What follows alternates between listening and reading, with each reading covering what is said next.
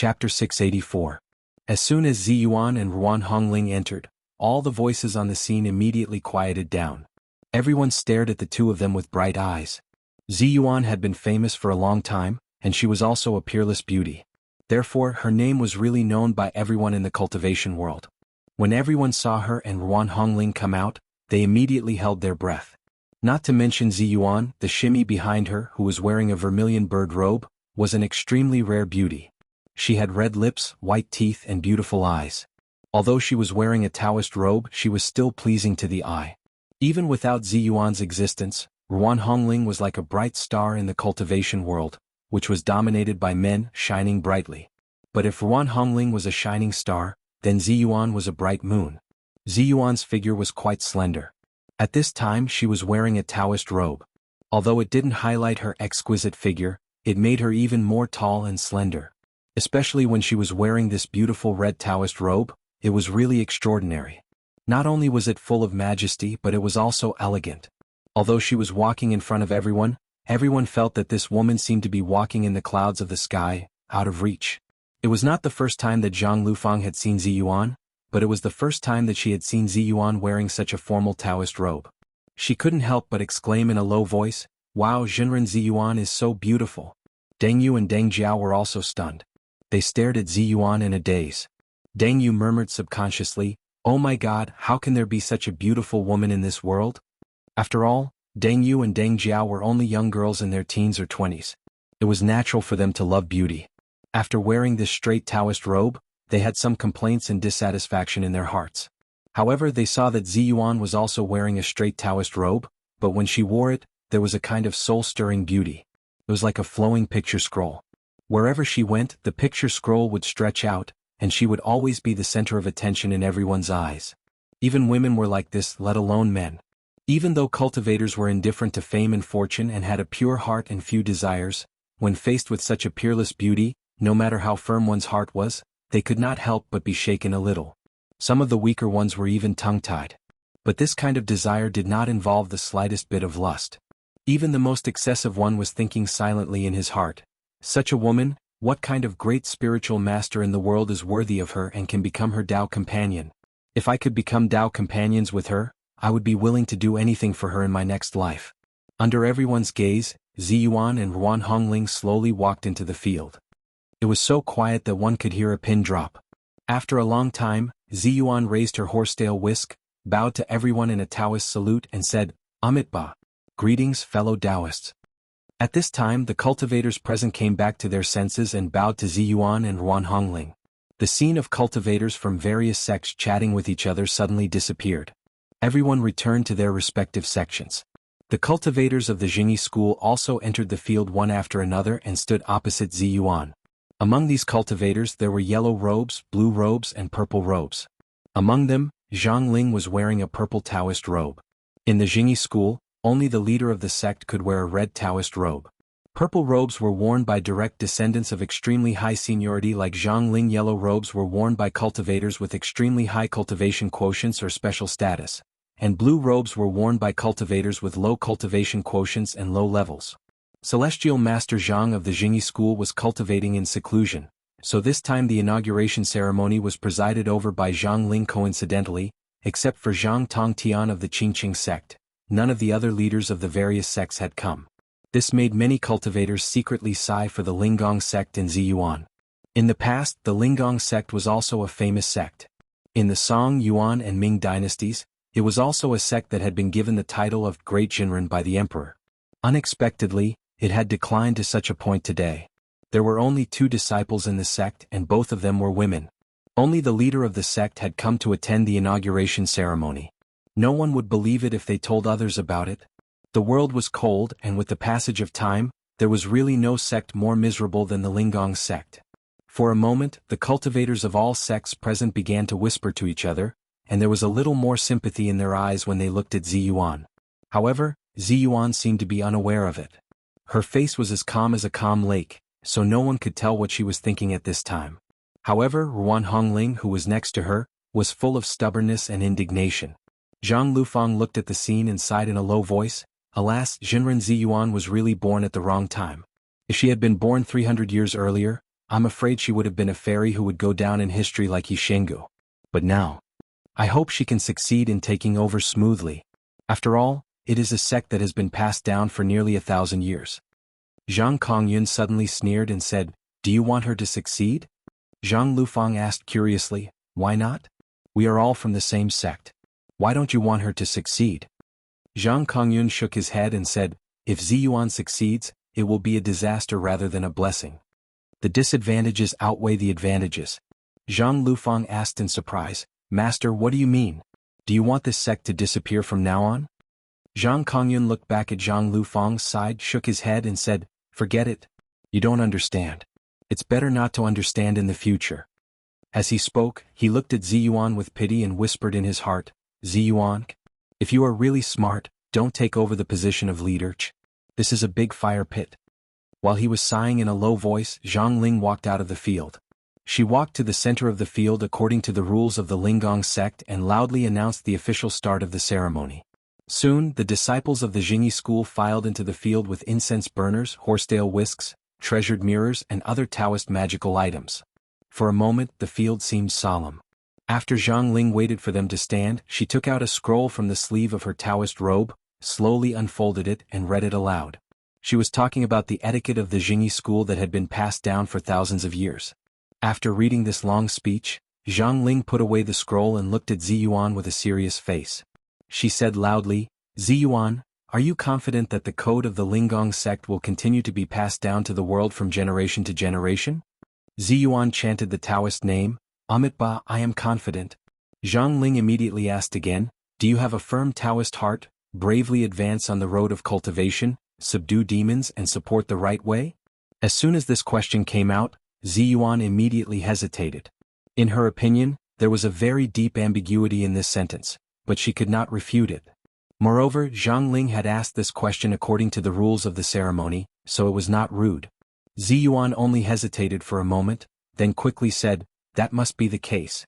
Zhang Ling nodded and said, "Well, according to the rules, please show me the jade plate of the sect."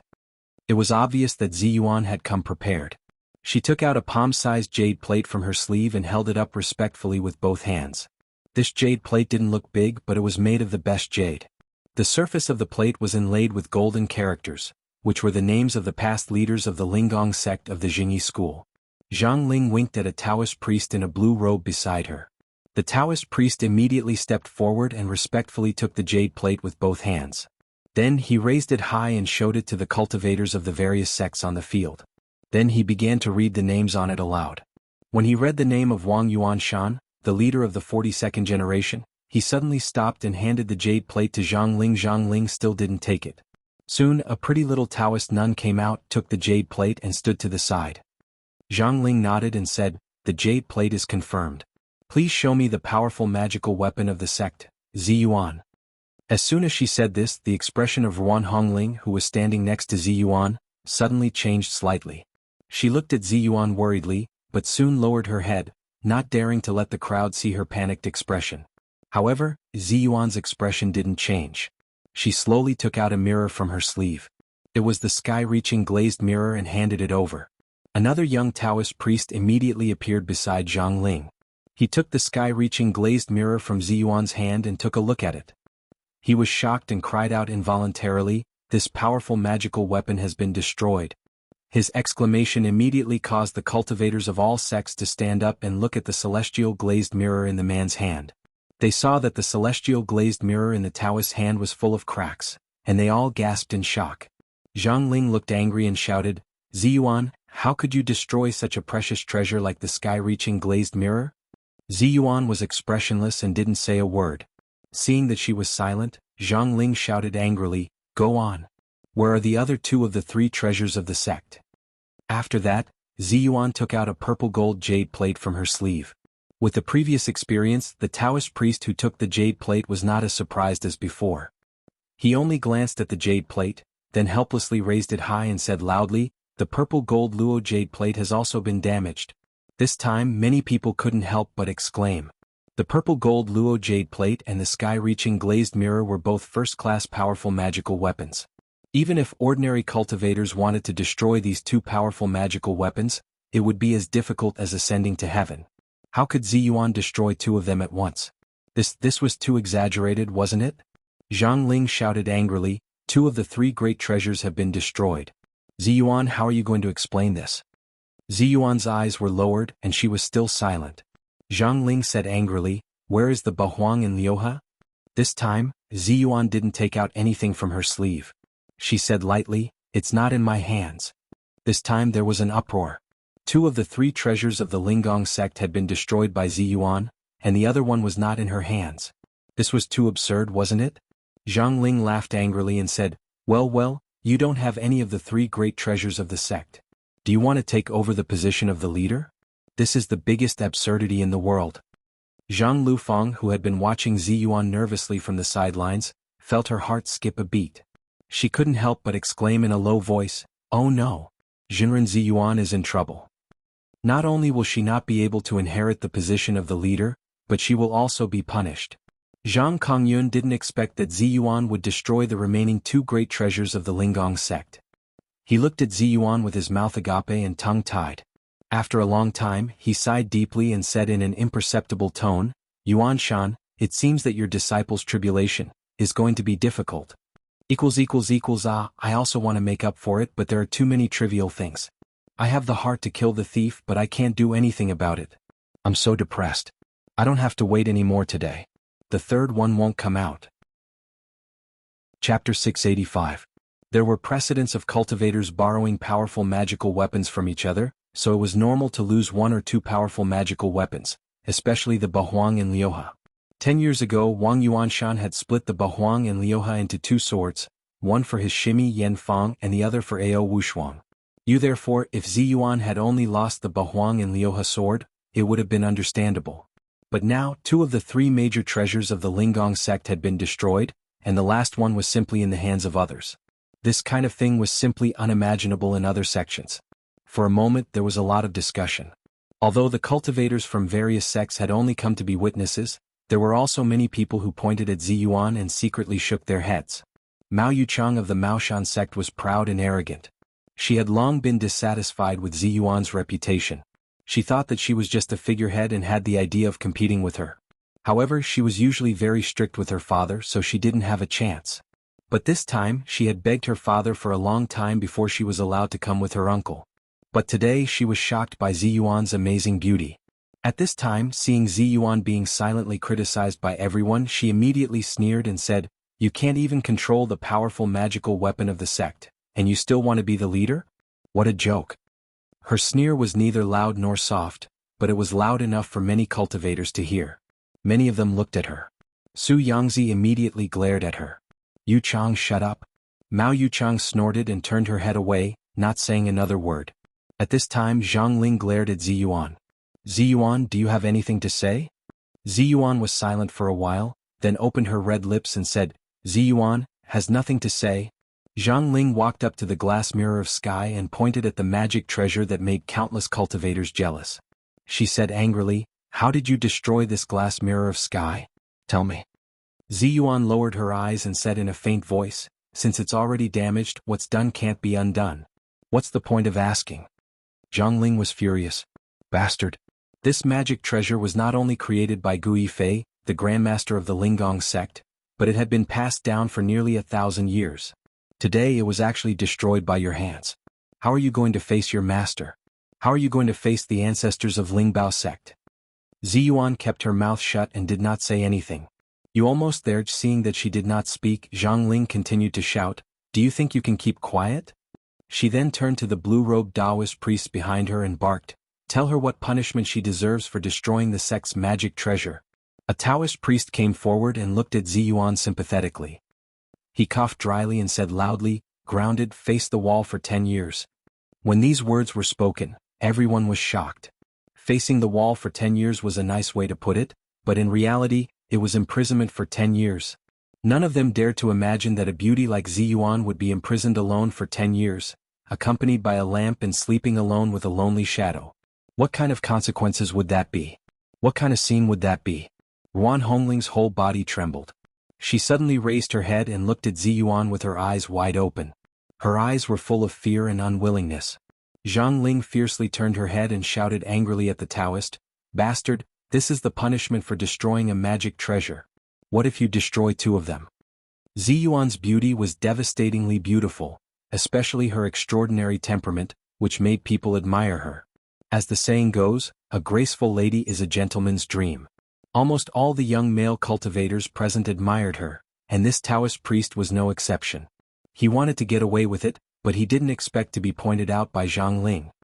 He immediately blushed with shame and said, strip off her robe and she will be grounded for the rest of her life. Zhang Ling stared at Ziyuan coldly. What about the powerful magic treasure of the sect? The Taoist priest's face changed and he said with difficulty, destroy her cultivation quotient and expel her from the sect.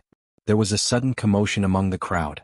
They all stared at Ziyuan with their eyes wide open, and their hearts were extremely shocked. For a cultivator, being expelled from the sect was not terrible, but if their cultivation quotient was destroyed and then expelled, it would be too terrible. This was equivalent to kicking them from the top of the world to the bottom of the mud. It was true that cultivators had all kinds of restrictions in the mortal world, and they were even subject to the power of the government. However, they were different from those officials. No matter how strong anyone was, their power would eventually decline one day, and there would be a day when they would die of old age. However, they had the opportunity to ascend and become immortals and go to a world that these powerful people could never go to. But if a cultivator's cultivation quotient was destroyed, it was equivalent to depriving them of their cultivation life and all their strength. This was more cruel than killing them and destroying their bodies. Deng Yu and Deng Jiao were also stunned. Although they didn't know that Ziyuan and Ruan Hongling were also one of their lifesavers, Ziyuan's amazing beauty and ethereal beauty made them admire her very much. However, they saw that their master, who usually treated them kindly and took care of them, was so ruthless and cruel to Ziyuan. Zhang Lufang also looked at Zhang Ling with her mouth agape. She suddenly turned her head and said to Zhang Kongyun, Master, is Uncle Master going to kill Jinren Ziyuan? Zhang Kongyun took a deep look at his precious disciple. He sighed heavily in his heart and thought to himself, silly disciple, how can you understand these schemes? Zhang Lufang saw that her master was looking at her but did not speak. She couldn't help but say anxiously, Master, say something? Uncle Master is not usually such a person. Why is he so vicious now? Zhang Kongyun sighed and shook his head. Don't worry about this. This is Master's business. Zhang Lufang was about to speak, but Hardadef, who had been quietly following Zhang Kongyun, suddenly said loudly, I know her. She's a good person. She's a friend of my master. Hardadef's shout immediately attracted the attention of everyone present. Hardadef was wearing a Taoist robe and a Taoist hat. There were more than 1,000 cultivators present. Although he had a big nose and deep eye sockets, no one noticed him. But at this time, Hardadef's shout immediately attracted many cultivators to point at him curiously and talk about him. Although the cultivation world was now in the Dharma ending era, every sect was unwilling to let their power weaken. They were constantly trying to expand their influence. Jinren Zhang Jishuan had taken the initiative to accept disciples in Hainan. He had announced to the public that he would accept disciples regardless of gender, age, race, religion, or even nationality. As long as the other party had a heart for the Tao and a heart of kindness, he would accept them as his disciple. It was also because of this situation that all the sects had slowly begun to accept some foreign people. However, there were also many sects that stubbornly stuck to the rules of their sects, and Jingyi school was one of them. Because of Hardadef, there had once been a fierce debate in Jingyi school. Although Zhang Ling was overbearing and protective, she had a long-term vision. It was precisely because of her strong opposition that Zhang Kongyun had finally accepted Hardadef as his foreign disciple. It was also because of this that Hardadef's shout at this time made the cultivators of Jingyi school feel a chill down their spines. The cultivators who had originally had a lot of opinions about Zhang Ling and Zhang Kongyun accepting this foreign disciple, immediately glared at Zhang Ling and Zhang Kongyun angrily. Zhang Ling was even more furious. She glared at Zhang Kongyun fiercely as if to say, why can't you even discipline a disciple? Don't you know what kind of occasion this is? Zhang Kongyun suddenly felt a headache coming on. Even though he was a great cultivator with great cultivation, he broke out in a cold sweat at this time. What made him complain the most was that Hardadef had said, she is my master's friend. This had really caused him to suffer. Zhang Kongyun didn't know that the master Hardadef was talking about was actually Li Jiandong, but no one present knew this. They thought that Zhang Kongyun and Ziyuan had secretly communicated with each other. Zhang Kongyun quickly stood up and saluted to the crowd. Everyone, my disciple is a little confused and his words are a little muddled. Don't believe him. I'm just a fellow disciple of Jinren Ziyuan, and we don't have any personal relationship. How could the crowd believe him? Mao Yuchang sneered and said, it turns out that the Jingyi school is so desperate to accept disciples. They even accepted such a fool as their disciple. I admire them. Sure enough, they have a way. The northern Taoist sects had always been at odds with the southern Taoist sects, and the southern Taoist sects were not monolithic. The major sects fought openly and secretly, and the disputes were endless. Mao Yuchang's words immediately caused the cultivators of the other sects to snicker. Su Yangzi looked at his precious niece and felt a headache coming on. He grabbed Mao Yuchang and said angrily in a low voice, if you continue, I'll send you back immediately. Mao Yuchang's father had been in seclusion all year round. She had been brought up by her uncle since she was a child, so she had long been immune to his tricks. She chuckled and closed her mouth, but her eyes kept rolling. Mao Yuchang's sarcasm made the cultivators of the Jingyi school feel a little embarrassed. Zhang Ling glared at Zhang Kongyun angrily and shouted, Chong Lingzi, how do you discipline your disciple? Although Zhang Kongyun's cultivation was much higher than Zhang Ling's, he didn't dare to refute the elder Shiji's shout in public. He lowered his head honestly and said, Elder Shiji, I didn't discipline my disciple well. Please forgive me. After that, he turned around and glared at Zhang Lufang angrily. Zhang Lufang was also startled by her master's glare. She quickly grabbed Hardadef and glared at him. What nonsense are you talking about? How is master a friend of Jinren Ziyuan? Hardadef looked around blankly. Suddenly he hugged his head and cried, Ah, my head hurts so much. Zhang Kongyun hurriedly shouted at Zhang Lufang in a low voice, You wicked girl, take him back. How could Zhang Lufang be willing to leave? She answered, but she stretched out her hand and patted Hardadef on the back twice, trying to help him flatten his chest. Her touch just happened to land on Hardadef's Lingtai acupoint. Hardadef let out a cry and immediately stopped screaming. His injuries had almost recovered, and there was only one chi knot left in his body that had not been opened. However, he had been pestering Zhang Kongyun these days, so Zhang Kongyun had no time to avoid him. How could he be in the mood to give him chi to heal his spirit? Zhang Lufang had accidentally unlocked the last chi knot in Hardadef's body. The memories that had been locked away in his mind flooded out with a hum. He was tongue-tied and stared blankly in front of him.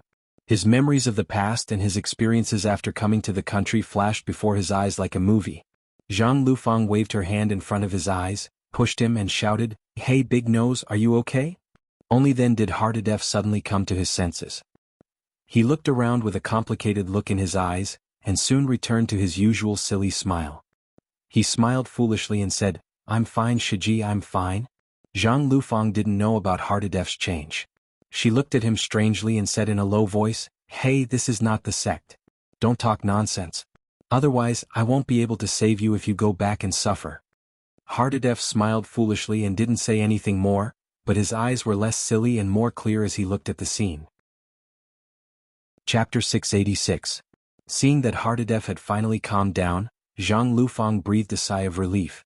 She saw that everyone was looking at Ziyuan again. Only her master was glaring at her angrily. She quickly changed the topic with a smile. Master, why is Uncle Master so cruel to Ziyuan? Uncle Master is not usually such a person. How could Zhang Kongyun not know what she was thinking? But now was not the time to settle accounts. He snorted angrily and said in a low voice, Factional strife, power struggle, what do you, a child, know? In the face of such factional strife, whoever is a good person is a sinner. Do you think I don't want to help Ziyuan? But why don't I? Think about it yourself. Zhang Lufang pouted. Humph, I'm not a child. I'm already very old. Is factional strife so terrible? Can it make a person become another person? Zhang Kongyun sneered and said, Where there are people, there will be Jianghu, and where there is Jianghu, there will be strife. Do you think that even the high and mighty sect master celestial master would never engage in such scheming and scheming? Humph, what a joke. Anyway, don't talk too much about this matter. Uncle Master is doing this for the foundation of our Jingyi school for more than 1,000 years. She has her reasons. Zhang Lufang snorted. What reasons? It's nothing more than a struggle for power and profit. Do you think I don't know anything? I just don't understand. We are all from the same sect. Why are there such strife? Zhang Kongyun was silent. He suddenly thought of his best friend Wang Yuanshan. His voice became a little bleak as he whispered, Silly child, you are too young to understand. While they were talking, Zhang Ling once again made things difficult for Ziyuan. She shouted, Ziyuan, Would you rather have your cultivation crippled and be expelled from the sect than explain yourself? Ziyuan's long eyelashes fluttered slightly. She slowly raised her eyes, glanced at Zhang Ling and then at everyone present and then at Zhang Ling Yusung. Everyone held their breath and listened to what Ziyuan was going to say next, waiting for her explanation. But Ziyuan just smiled gently and said lightly, "Even if I explain, what's the use?" As soon as she said this, Ruan Hongling suddenly grabbed her arm and whispered anxiously, "Shiji." Ziyuan didn't seem to feel it. She secretly transmitted her voice to Ruan Hongling, "Hongling, pay attention to your actions. Have you forgotten what I told you before we came?" Ruan Hongling felt as if she had been struck by lightning. "You almost there?" When the golden invitation from the Jingyi school was delivered, it was like a rope around her neck. She could only watch as the rope tightened. However, when the Jingyi school quickly sent another golden invitation and changed the time of the ceremony, Ruan Hongling suddenly felt that a terrible danger was quickly approaching them. Because of this, she immediately rushed to Ziyuan's side and told her about the predicament at this time. She asked her to quickly think of a way to get Li Yundong ready and help them get through this difficulty. But what they had never expected was that Li Yundong had actually entered a meditative state at this time. The moment Ziyuan received the second golden invitation, she had already figured out what kind of situation she was going to face alone. In those short 10 seconds, many scenes flashed through Ziyuan's mind. If it weren't for the fact that Masako Tachibana Wakako had defeated her at the Taoist assembly, Li Yundong would have definitely taken action. Later, because of this matter, Masako Tachibana was furious. In order to get back at her, she sent Saionji Tsunekatsu. In the end, Li Yundong went to Dongying, which led to the release of the remnant soul of the mystical silver fox. All of this led to Li Yundong going to Hainan to keep an eye on Chao Kefi, the remnant soul of the mystical silver fox. Finally he met Zhang Zhishuan. By chance he got Zhang Zhishuan's favor and got his true inheritance. At this critical moment he entered a meditative state. All of this finally froze in front of Ziyuan's eyes. She let out a long sigh in her heart. She was a person who believed in fate. You almost there? All of these coincidences made Ziyuan think sadly in her heart. Is it true that God wants to destroy our Linggong sect? Since the Linggong sect is going to die, I'll die with it. With Ziyuan's wisdom and Ruan Hongling's intelligence, it was impossible for them not to know what would be waiting for them if they attended the inauguration ceremony without the three great treasures of the sect. Ruan Hongling also cried and tried to persuade Ziyuan not to go to Mount Longhu. Now the leader of the Linggong sect was a poison to Ziyuan, a fire pit. If she went, she would die. But no matter how she tried to persuade her, Ziyuan just smiled and said calmly, "Hongling, there's no need to say anything more. No matter how dangerous the situation is, I will go. Because I am Ziyuan of the Linggong sect." What a proud and conceited sentence. But Shiji, you can't ruin yourself like this because of your identity. You can't jump down a mountain of knives and a sea of fire because of your pride. Ruan Hongling looked at her Shiji with tears in her eyes. She couldn't help but sob in her heart. "Shiji, why don't you always live for yourself? When Master left the psalm for you, you lived for it. After you met Li Jiandong and fell in love with him, you lived for him. But now, why do you want to be buried with this sect?" The more Ruan Hongling thought about it, the more her heart ached. She couldn't help but grab Ziyuan and cry desperately, "Shiji, we don't want to be the leader anymore. Let's go. I don't want to see you like this." Her voice was sorrowful and mournful, and everyone who heard it was moved. Although the cultivators of the various sects present were fighting fiercely in private, they couldn't help but feel a little sad when they saw such a cruel factional strife in the open. Even Mao Yuchang, who had been very arrogant and sharp-tongued before, was a little silent. Only Zhou Ping hid in the crowd and was in high spirits. She glanced at Ziyuan gloatingly and thought to herself, Ziyuan, how could you have such a day? Haven't you always been standing high in the clouds? I want to see if you can still be so elegant and eye-catching after falling into the mud." Thinking of attracting attention, Zhou Ping couldn't help glancing at Zhang Tianhe, who was not far away. As the son of Zhang Tianxizi, Zhang Tianhe was the direct descendant of the Orthodox sect. His status was not trivial, so he was also wearing a purple Taoist robe. However, at this time he was staring at Ziyuan anxiously. He gritted his teeth and clenched his fists, as if he couldn't wait to rush out and help Ziyuan. Zhou Ping suddenly became furious. Her heart was filled with hatred and anger. She hated that her Shiji had never looked at her. His eyes were always on Ziyuan, but she was angry that Ziyuan had never looked at him. Even now, her Shiji was still infatuated with her. Zhou Ping saw that there were countless sympathetic gazes around her. Zhang Ling also looked at Ziyuan and Ruan Hongling in silence. She was afraid that her master would let Ziyuan go like this, so she couldn't help but shout, "Is the Jingyi school a place where you can come and go as you please? The thousands of years of rules of the Jingyi school can't be broken in your hands." Her loud shout immediately attracted the gazes of everyone around to look at her in unison. Mao Yuchang looked at her deeply and sneered in a low voice, "What a vicious heart. Do you want to kill us all?" Zhang Ling saw that the other Taoist priests of the Jingyi school in purple robes were looking at Zhou Ping with dissatisfaction in their eyes. She immediately glared at Zhou Ping and shouted, "Shut up. It's not your turn to speak here." Zhou Ping's goal had been achieved. She immediately lowered her head and looked submissive, but a smug smile secretly appeared at the corner of her mouth. Zhang Ling had indeed wavered for a moment just now. Logically speaking, if Ziyuan gave up the position of the leader of the Linggong sect and took over, then their goal could be said to have been achieved. However, Zhou Ping's public words had put the Jingyi school in a very awkward position. If they let Ziyuan go just like that, the rules of the Jingyi school would be gone from then on, and no one would take it seriously. Zhang Ling only hesitated for a moment, then gritted her teeth and shouted, "Ziyuan. A country has its laws, a family has its rules, and a school has its dogma. I will punish you on behalf of the leader of the Jingyi school. Are you convinced?" If Li Yundong had still been there, Zhang Ling would never have said such a thing. But now no one was willing to stand up for Ziyuan. It was incredible that she was alone. Even if she wanted to be ruthless, she had become much bolder. Ziyuan had long expected such a situation. She smiled slightly, and her smile was like the clear clouds covering the moon. She said lightly, "I'm convinced." Zhang Ling and the others immediately felt relieved. She nodded and said in a deep voice, "It's good that you're convinced." As soon as she finished speaking, she suddenly heard a loud shout coming from the air, "I'm not convinced." This shout was like a bolt from the blue, immediately attracting everyone's attention in the direction of the voice. Everyone saw an extremely beautiful woman standing in the air, looking at them with disdain in her eyes and a sneer on her face. This woman had an oval face. Her face was small and enchanting, and there was a cinnabar beauty mole between her eyebrows. Although there was a mocking and contemptuous smile at the corner of her mouth, she was charming, which made people fall head over heels for her. Zhang Lufang looked at the woman with her mouth agape and said in surprise, "Who is this? Why is she so beautiful?" Zhang Kongyun suddenly stood up, gritted his teeth and glared at the woman.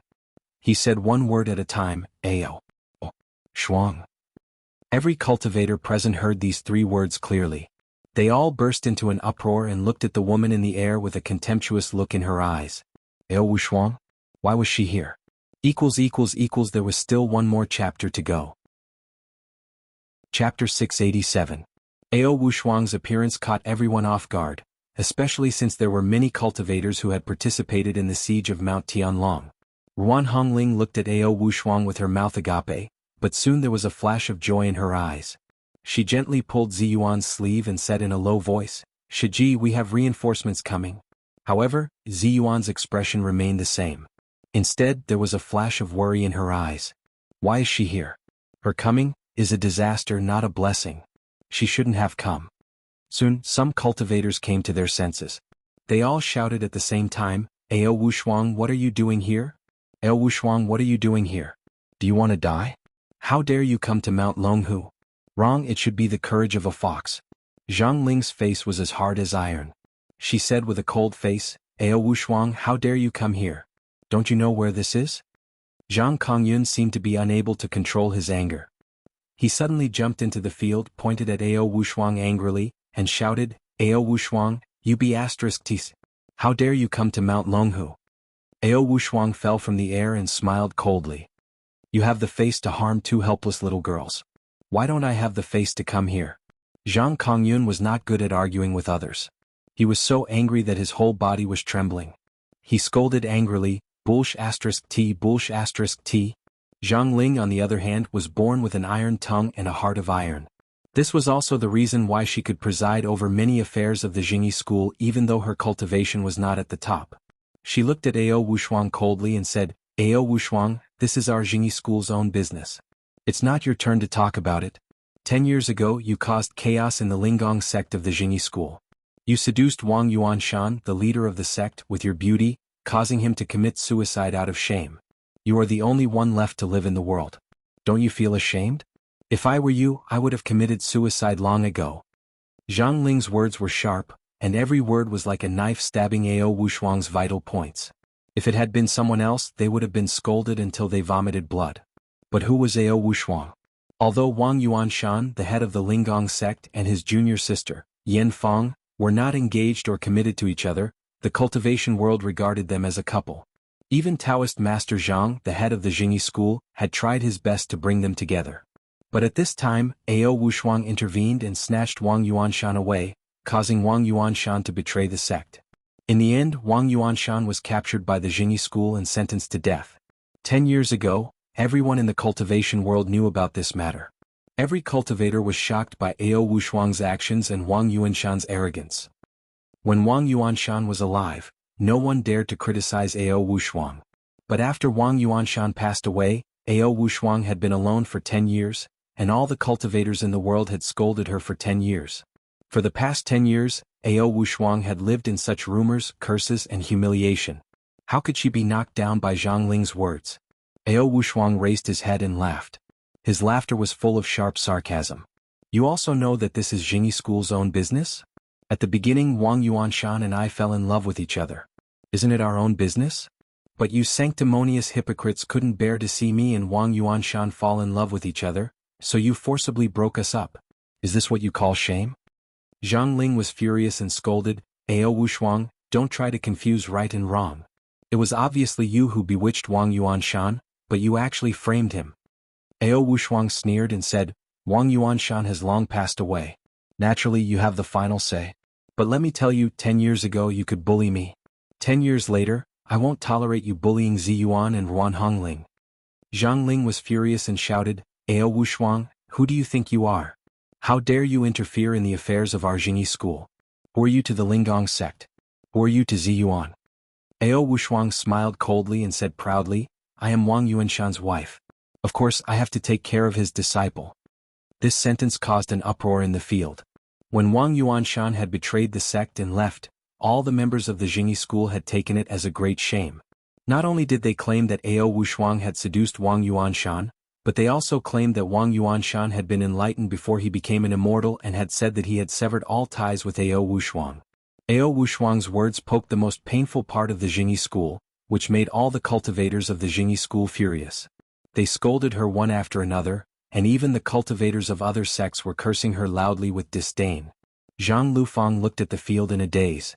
Although she knew that this was the case of Wang Yuanshan's betrayal, which had shocked the cultivation world 10 years ago, she was still very young at that time and didn't understand this matter deeply.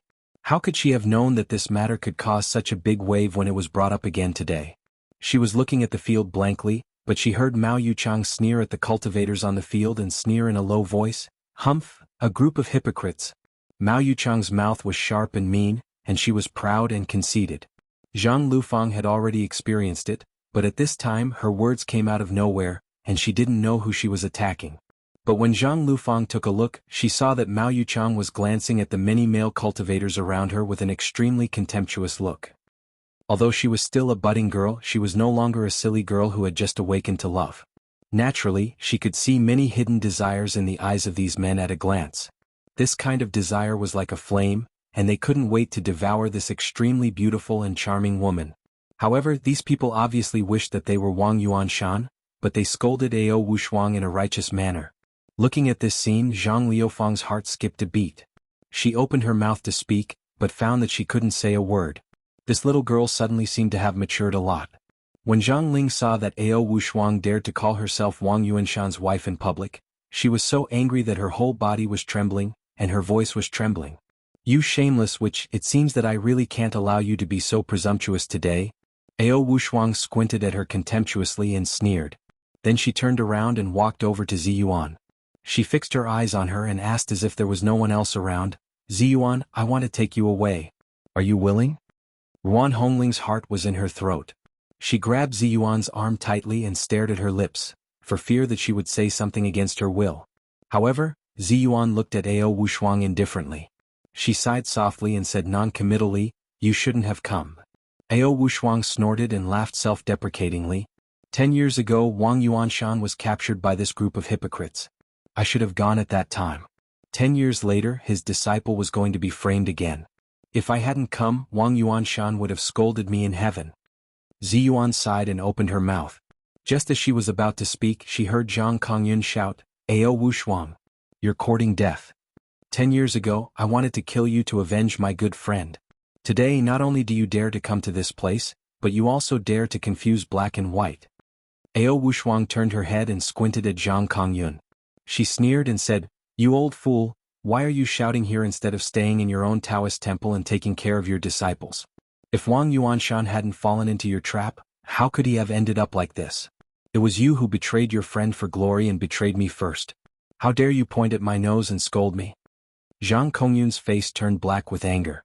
The bones all over his body crackled, and a stream of white qi rushed up from the top of his head. The usually lazy old man was really angry at this time. Every time he took a step, the hard bluestone ground would immediately sink into a footprint, as if Zhang Kongyun was stepping on a piece of soft mud. Zhang Kongyun gritted his teeth and said, "Which today I'm going to enforce justice on behalf of heaven." Ao Wushuang raised her head and laughed. "Enforce justice on behalf of heaven? Well, this is the favorite excuse of you decent people." As she spoke, countless white hairs quickly grew all over her body, and in the blink of an eye, she turned into a huge seven-tailed white fox. She glared at Wang Yuanshan and said sternly, "I want to see what you can do to me." This time there was a burst of exclamations. Although Mount Longhu was the ancestral court of the Jingyi school, it was also a Taoist holy land. Ao Wushuang dared to show her real body in such a place and fight with others. This was too arrogant. In particular, the Taoist priests and nuns of the Jingyi school were so surprised and angry that they couldn't believe their eyes. Zhang Ling was furious. In an instant, her hands were surrounded by raging flames, and her whole body seemed to be shrouded in a ball of blazing flames. Zhang Kongyun's body was shrouded in a faint layer of golden light, and he walked toward Ao Wushuang step by step. Although his pace was not fast, each step shook the mountain slightly. It was as if a towering giant was walking toward Ao Wushuang. Although Ao Wushuang was conceited, she also knew that the Jingyi school had been a Taoist cultivation sect for thousands of years. Although it had declined in recent years, a centipede was still alive.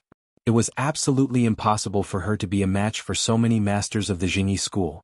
Ao Wushuang quickly turned her head and said to Ziyuan in a hurry, "You guys go quickly, Aich." Before she could finish her words, she heard Ruan Hongling exclaim, "Be careful." Ao Wushuang only felt a strong wind coming from her side. Her heart trembled and she suddenly leaped up. There was a loud bang at her original position. It was Zhang Kongyun who leaped high in an instant and smashed toward the place where Ao Wushuang was like a meteor. With this smash, the ground suddenly caved in. The surrounding 2-inch thick stone slabs were shattered and turned over, and a 2-foot-deep pit was smashed out of the ground. Although Ao Wushuang had dodged the blow, Zhang Ling's raging fire soon came to her face. Ao Wushuang snorted angrily and swung the 7 tails behind her. Suddenly, there was a gust of wind that was like a blade around her. The sound of the gust of wind breaking through the air was ear-piercing, and the wind blades were so sharp and fierce that they seemed to tear the air and space apart. As soon as the fireball passed by them, it was immediately torn into countless pieces by the sharp wind blades and scattered in all directions. When Zhang Ling, Zhang Kongyun, and the other masters of the Jingyi school saw that Ao Wushuang had dodged the 2 attacks, they immediately snorted angrily and were about to pounce on her together. However, as soon as they moved, they saw a tall, delicate woman standing in front of them. Was Ziyuan. Zhang Ling shouted angrily, "Ziyuan, get out of the way." Ziyuan's expression was still indifferent. She said softly, "I'm sorry, Jinren Zhang. I can't let her go." Zhang Kongyun also gritted his teeth and said, "Ziyuan, are you crazy? You're actually protecting a fox demon?" Zhou Ping also took the opportunity to add insult to injury. "Ziyuan, everyone says that you collude with evildoers and collude with bandits. What else do you have to say today? Why are you protecting a demon?" Ziyuan smiled faintly and said, "Because she is my master's wife, so I have to protect her." Zhang Kongyun widened his eyes and said in a trembling voice, "Ziyuan, are you really crazy? Do you know what you're saying? Get out of the way. It's not too late to rein in the horse before the cliff." Ziyuan glanced at him faintly and said softly, "Jinren Kongyun, everyone says that your spiritual energy is strong and your jinshin is amazing. Can I ask you for advice today?" All the people of the Jingyi school gasped and looked at Ziyuan in disbelief. Zhang Kongyun's body trembled and he thought to himself, 10 years ago, I was forced to fight with Wang Yuanshan and caught him with my own hands. 10 years later, he wants me to catch his disciple again? Update. Chapter 688. History was surprisingly similar, as if it was a reincarnation of fate. Zhang Kongyun trembled all over as he faced Zi Yuan, whose face and eyes were even colder. Even though he hated Ao Wushuang to the bone, he loved and sympathized with Zi Yuan. He didn't want to be her enemy, let alone fight with her. As the saying goes, fists and feet have no eyes and knives and swords are merciless. Fighting was not like eating and chatting. A little carelessness could lead to the destruction of both body and soul. He had already let Wang Yuanshan down. How could he hurt his disciple again? Zhang Kongyun shouted in a hoarse voice, Zi Yuan, you are a disciple of our Jingyi school. Why do you want to be our enemy? Why do you have to protect this woman just like your master? Are you also going to apostatize for her? Zi Yuan was silent. She glanced at Ao Wushuang, shook her head gently and said lightly, Uncle Masters of the Jingyi school, it's true that I damaged the powerful magical weapon of the Linggong sect. If you punish me, I will surrender and never resist. But if you want to harm Ao Wushuang, then I have to fight back because I believe that even my master doesn't want to see Ao Wushuang end up like this. Zhang Kongyun shouted excitedly, but your master didn't. Before he could finish speaking, Zhang Ling suddenly shouted angrily, Zi Yuan, do you want to follow in Wang Yuanshan's footsteps? Good, a famous teacher produces a brilliant disciple. As soon as she finished speaking, she saw Ao Wushuang suddenly change back into her human form and stare at Zhang Kongyun sharply. Explain what you just said clearly. Is Wang Yuanshan all right? Ao Wushuang's body trembled slightly, and her voice was full of shock. She was keenly aware that Zhang Kongyun had obviously said something wrong just now, but he was immediately interrupted by Zhang Ling. Ao Wushuang was deeply in love with Wang Yuanshan. Not long after Wang Yuanshan was captured, the news that he had become an immortal came out. Everyone in the world believed that Wang Yuanshan was dead, and it was definitely not as the people of the Jingyi school had said. He had become an immortal, and he must have been punished by the Jingyi school for apostasy. But Ao Wushuang didn't believe it, because she knew Wang Yuanshan's magical abilities too well. Wang Yuanshan could be captured and sealed, but it was absolutely impossible for him to be killed in body and soul, unless he entered the Sanju formation of the Jingyi school. The three ultimate formation was known as the ultimate formation of heaven, earth, and man. Even if a living golden immortal entered the formation, he would be blasted into pieces. His body would turn into powder, and his yang spirit would turn into nothingness, unable to be reborn again. However, although the three ultimate magic formation was terrifying, the only magic formation that could completely kill Wang Yuanshan 10 years ago had not been formed at all. Therefore, she did not believe that the Jingyi school at that time had the ability to kill Wang Yuanshan. Because of this, Ao Wushuang firmly believed that Wang Yuanshan was not dead at first, but as time went by, she began to waver and doubt it. Because if even one of Wang Yuanshan's yang spirit avatars escaped, Ao Wushuang firmly believed that he would definitely return to her side. But for the past 10 years, she had waited bitterly and foolishly, but she had never received any news of his whereabouts. Could it be that Wang Yuanshan had really ascended to immortality?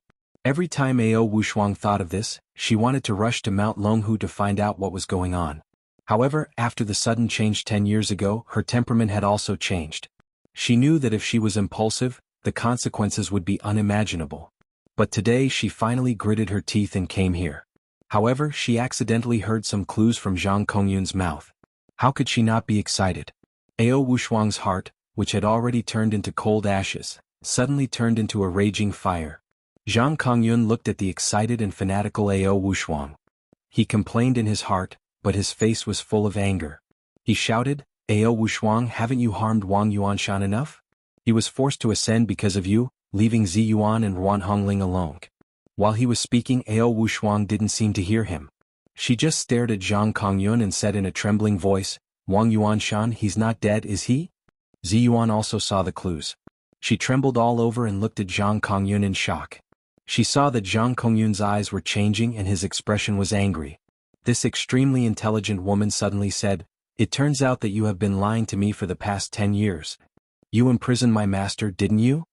The situation in the Taoist temple had taken a sharp turn for the worse. When everyone saw that Zi Yuan and Zhang Kongyun were about to fight, they sighed in their hearts. However, they didn't expect that Zhang Kongyun's inadvertent words would turn a case that everyone was familiar with 10 years ago around. So Wang Yuanshan was not dead? It wasn't that no one had thought of this before, but with the passage of time, Wang Yuanshan was slowly forgotten by them. But now it was suddenly brought up in such an occasion. They couldn't help but feel shocked. Especially for the big sects such as the Maoshan sect, the Chuanjin sect, and the Qingqing sect who were determined to rule the cultivation world. If Wang Yuanshan was really not dead, then this news would be too terrible. If the Jingyi school did not kill Wang Yuanshan, then what did they want to do with him? He was a famous master of lightning retribution 10 years ago. Even Master Zhang had said that Wang Yuanshan was unparalleled in the world in terms of fighting methods, and I'm not as good as him. If he hadn't died, what realm would he be in 10 years? For the other sects, although the current Jingyi school was strong, its power could still be resisted. It could be regarded as a delicate balance of power. But if Wang Yuanshan appeared out of nowhere again, then the other sects would have no power to resist. Thinking of this, the cultivators of the other sects looked at Zhang Ling, Zhang Kongyun, and the others of the Jingyi school with unkind eyes. At this moment they would rather believe that Wang Yuanshan was not dead. The conspiracy theory quickly took root in everyone's heart. Zhang Ling was not the best at fighting methods, but she was good at grasping the overall situation. Seeing that things were not going well, she immediately pointed at Ziyuan and shouted, "Ziyuan, are you stupid enough to believe such a rumor? Wang Yuanshan was infatuated with the demoness and betrayed our sect. He should be killed. The law of our Jingyi school is as firm as a mountain. How can we cover up for him?" Zhou Ping also took advantage of the situation and interrupted, "Master, if the upper beam is not straight, the lower beam will be crooked. With a master like this, how good will a disciple be?" Ziyuan looked at her coldly and asked, "If my master is really a flying immortal, then where is his golden body? Why haven't you let me see it in the past 10 years? Any master who cultivated to the Jinshin phase would not decay even after ascending. His appearance would be the same as when he was alive. Such a body that had lost its yang spirit, soul, and vitality was called a golden body by cultivators. Although it had the same name as the Jinshin phase, in fact, it specifically referred to the bones of cultivators after they had ascended, not to the cultivation realm of cultivators. Soon, Ruan Hongling's eyes lit up, and her pretty face turned red with excitement.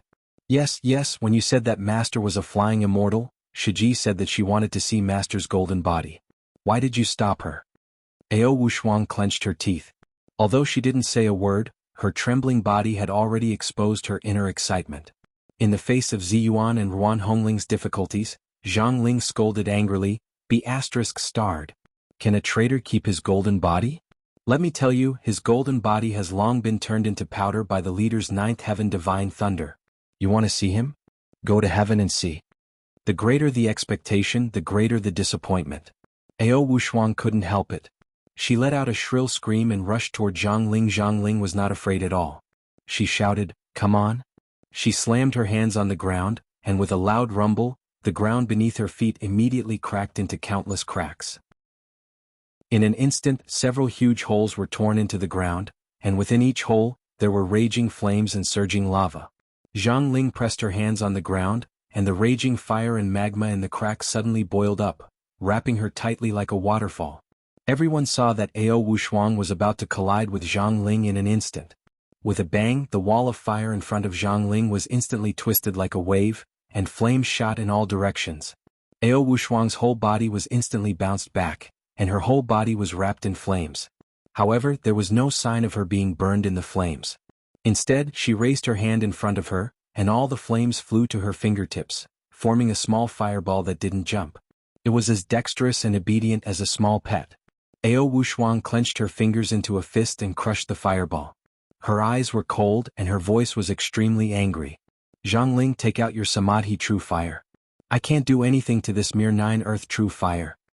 Zhang Ling glared at him and said, "Do you want to die? Well, I'll fulfill your wish."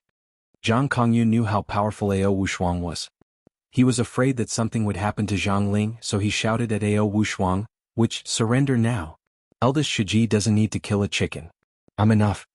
As soon as he finished speaking, he saw Ziyuan standing in front of him. She stared at him and said, "Jinren Kong Yun? For the sake of your friendship with my master for so many years, tell me the truth. Is my master really not dead?" Zhang Kongyun hesitated for a while, but soon he gritted his teeth and said, "Ziyuan, Wang Yuanshan brought this upon himself. His body and soul have long been destroyed. Don't fantasize anymore. Get out of the way or don't blame me for being ruthless." However, Ziyuan didn't move at all. Her eyes were still fixed on Zhang Kongyun, and there was no sign of her moving aside. Zhang Kongyun was furious. Ziyuan, this is an act of apostasy. Are you really going to apostatize for Ao Wushuang? Ziyuan bit her lip and clenched her fists tightly. Tell me where my master is. Zhang Kongyun was furious. Unreasonable. Get out of the way. After that, he was about to step forward. At this time, the situation on the field was changing, and the cultivators of all sects were stunned. Mao Yuchang sneered and said, well, it's really twists and turns. This inauguration ceremony is really interesting. Su Yangzi glared at her and said, don't talk nonsense. Why don't you hurry up and persuade them? Mao Yuchang sneered and said in a low voice, don't you want them to fight until their heads are broken and bleeding? Su Yangzi was furious and shouted, Yuk. Before he could finish his words, he saw the two sides on the field quickly coming into contact and were about to fight. But at this moment, a clear Buddhist chant came from the distance of the Taoist temple, followed by a very magnetic voice. Amitba. I'm Imagawa Koyun of the Tiantai sect. Greetings, Jinren of the Chinese Taoist sects. Then all kinds of voices sounded one after another, Kaisai Hikari of the Jinren sect. Greetings everyone. Saionji Tsunakatsu of the Jinren sect. Greetings everyone. Chapter 689. A series of voices came from the mountainside of Mount Longhu, causing Ao Wushuang and the others who were fighting fiercely to stop one after another. They all looked in the direction of the voices in bewilderment. At this moment, almost everyone understood that whether it was a blessing or a curse, they could not avoid it. Although the Jingyi school had deliberately brought forward the inauguration ceremony many days in order to avoid the Japanese cultivation group, the Japanese still came knocking on their door. Damn it! Although their eyes were red and they wanted to fight to the death just now, Ao Wushuang and Zhang Ling soon separated. Ziyuan and Zhang Kongyun looked at each other, then turned around and faced the direction of the Japanese. Only Zhang Lufang, Deng Yu, and Deng Jiao followed the gazes of the crowd with blank faces. The three of them were either naive, reclusive, or indifferent to worldly affairs. They had no idea what was about to happen. Zhang Tongtian, the head of the Qingqing sect, who had been keeping a low profile in the crowd, and his shitty Zhang Huashui, snorted at the same time. Zhang Huashui clenched his fists so hard that they made a cracking sound, and he said in Sichuanese, damn it. Why did these F***ers really come? It's good that they came. Watch me beat these sons of bitches into meat paste. Zhang Tongtian immediately grabbed him with one hand and said in a deep voice, Shitty, don't be impulsive. Let's see what the other sects will do. Zhang Huashui turned his head and stared at him with red eyes. Shitty, you're still too naive. In the end, we're the fools who came here on our own. Look at the people of the other sections.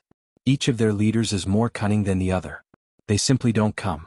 Do you still expect them to stand out? Bah. Zhang Tongtian's face darkened and he still said, don't worry. Let's see what happens first. Zhang Huashui snorted angrily and turned his face away. Naturally, most of the cultivators present had heard the news that they could only lose and not win. Wei Qing and Yu Sheng of the Chuanjin sect saw that the Japanese were arriving in the blink of an eye, and they immediately looked at Du Fei. However, Du Fei shook his head slightly at them and said in a low voice, the overall situation is more important.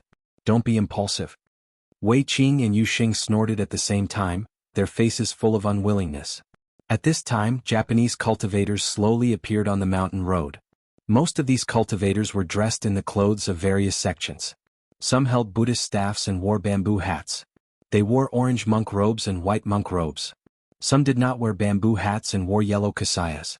Some wore white robes with a black crown on their heads and held a fan in their hands. When these cultivators went up the mountain, some of them reported their sect's names and dharma names in Chinese, while others reported in Japanese. Although it seemed a little messy after they finished reporting, they were very silent. No one looked sideways and the atmosphere was solemn as if they were here to fight to the death. But walking in front of these people were about 7 or 8 men and women dressed in ordinary clothes. The leader was a fat man with big ears. Although he was dressed in a suit and leather shoes, it was hard to hide his fat and bureaucratic aura. From afar, everyone could see that he was walking in front with his belly protruding out, looking around. It was none other than Lu Chunping. Behind him were some local officials of Jiangxi province and 3 female interpreters. These people walked in front, fanning themselves while pointing at the surrounding scenery. Some even took photos with their mobile phones as if they were on a scenic tour. Mao Yuchang's mouth was sharp and unkind. She giggled and said to Su Yangzi, who was standing next to her, "Hey, if we give each of these guys a bicycle and stick a piece of dog skin plaster on their foreheads, wouldn't they be no different from the traders who lured the devils into the village?" Su Yangzi was a cautious person, but when he heard this, he couldn't help but think of the classic scenes in movies and TV shows. He couldn't help laughing, but soon he glared at her and said, "What nonsense are you talking about? Don't talk nonsense like this later. Be careful not to get into trouble." Zhang Ling and Zhang Kongyun of the Jingyi school looked at each other. Zhang Ling quietly withdrew her jinqi, and the cracked ground under her feet automatically closed with a cracking sound. Zhang Kongyun also walked to the big pit that he had made before. He gently stamped his foot, and the blue bricks on the ground immediately set off a wave like a carpet that had been shaken by someone. Every blue brick was shaken. When they were flat again, the ground had returned to normal.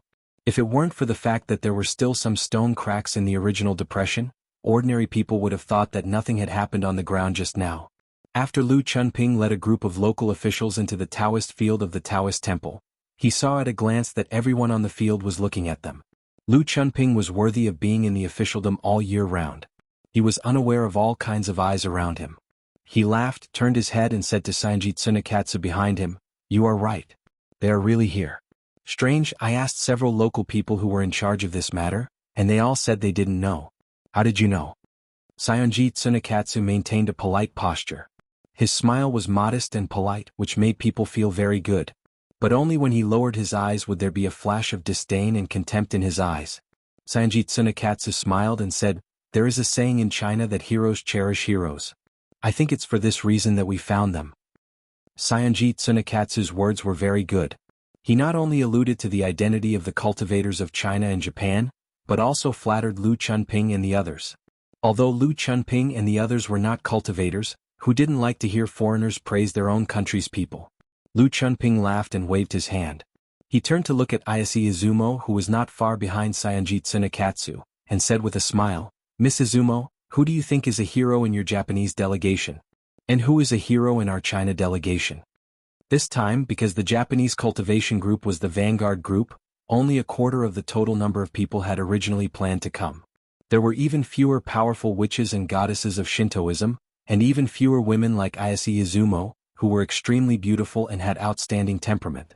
When Lu Chunping saw Izumo for the first time, he was so shocked that he could hardly move his eyes away. Along the way, he had been thinking of ways to talk to this beautiful Miss Izumo. Even if she didn't speak, it was good to look at her a few more times. Ayase Izumo's temperament was originally cold. She saw that this Chinese man wanted to stick his eyes on her as soon as he saw her.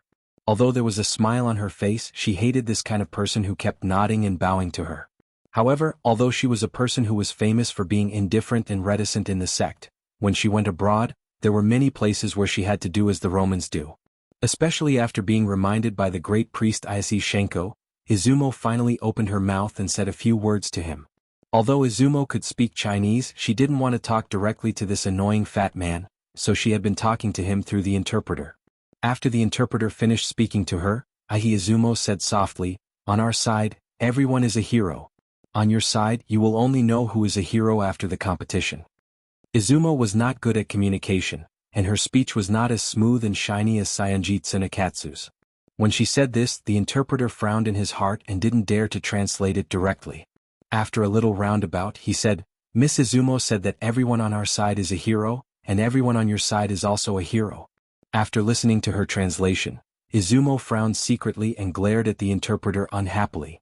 She was very dissatisfied with the interpreter's tampering with her original meaning. Lu Chunping didn't know any of this.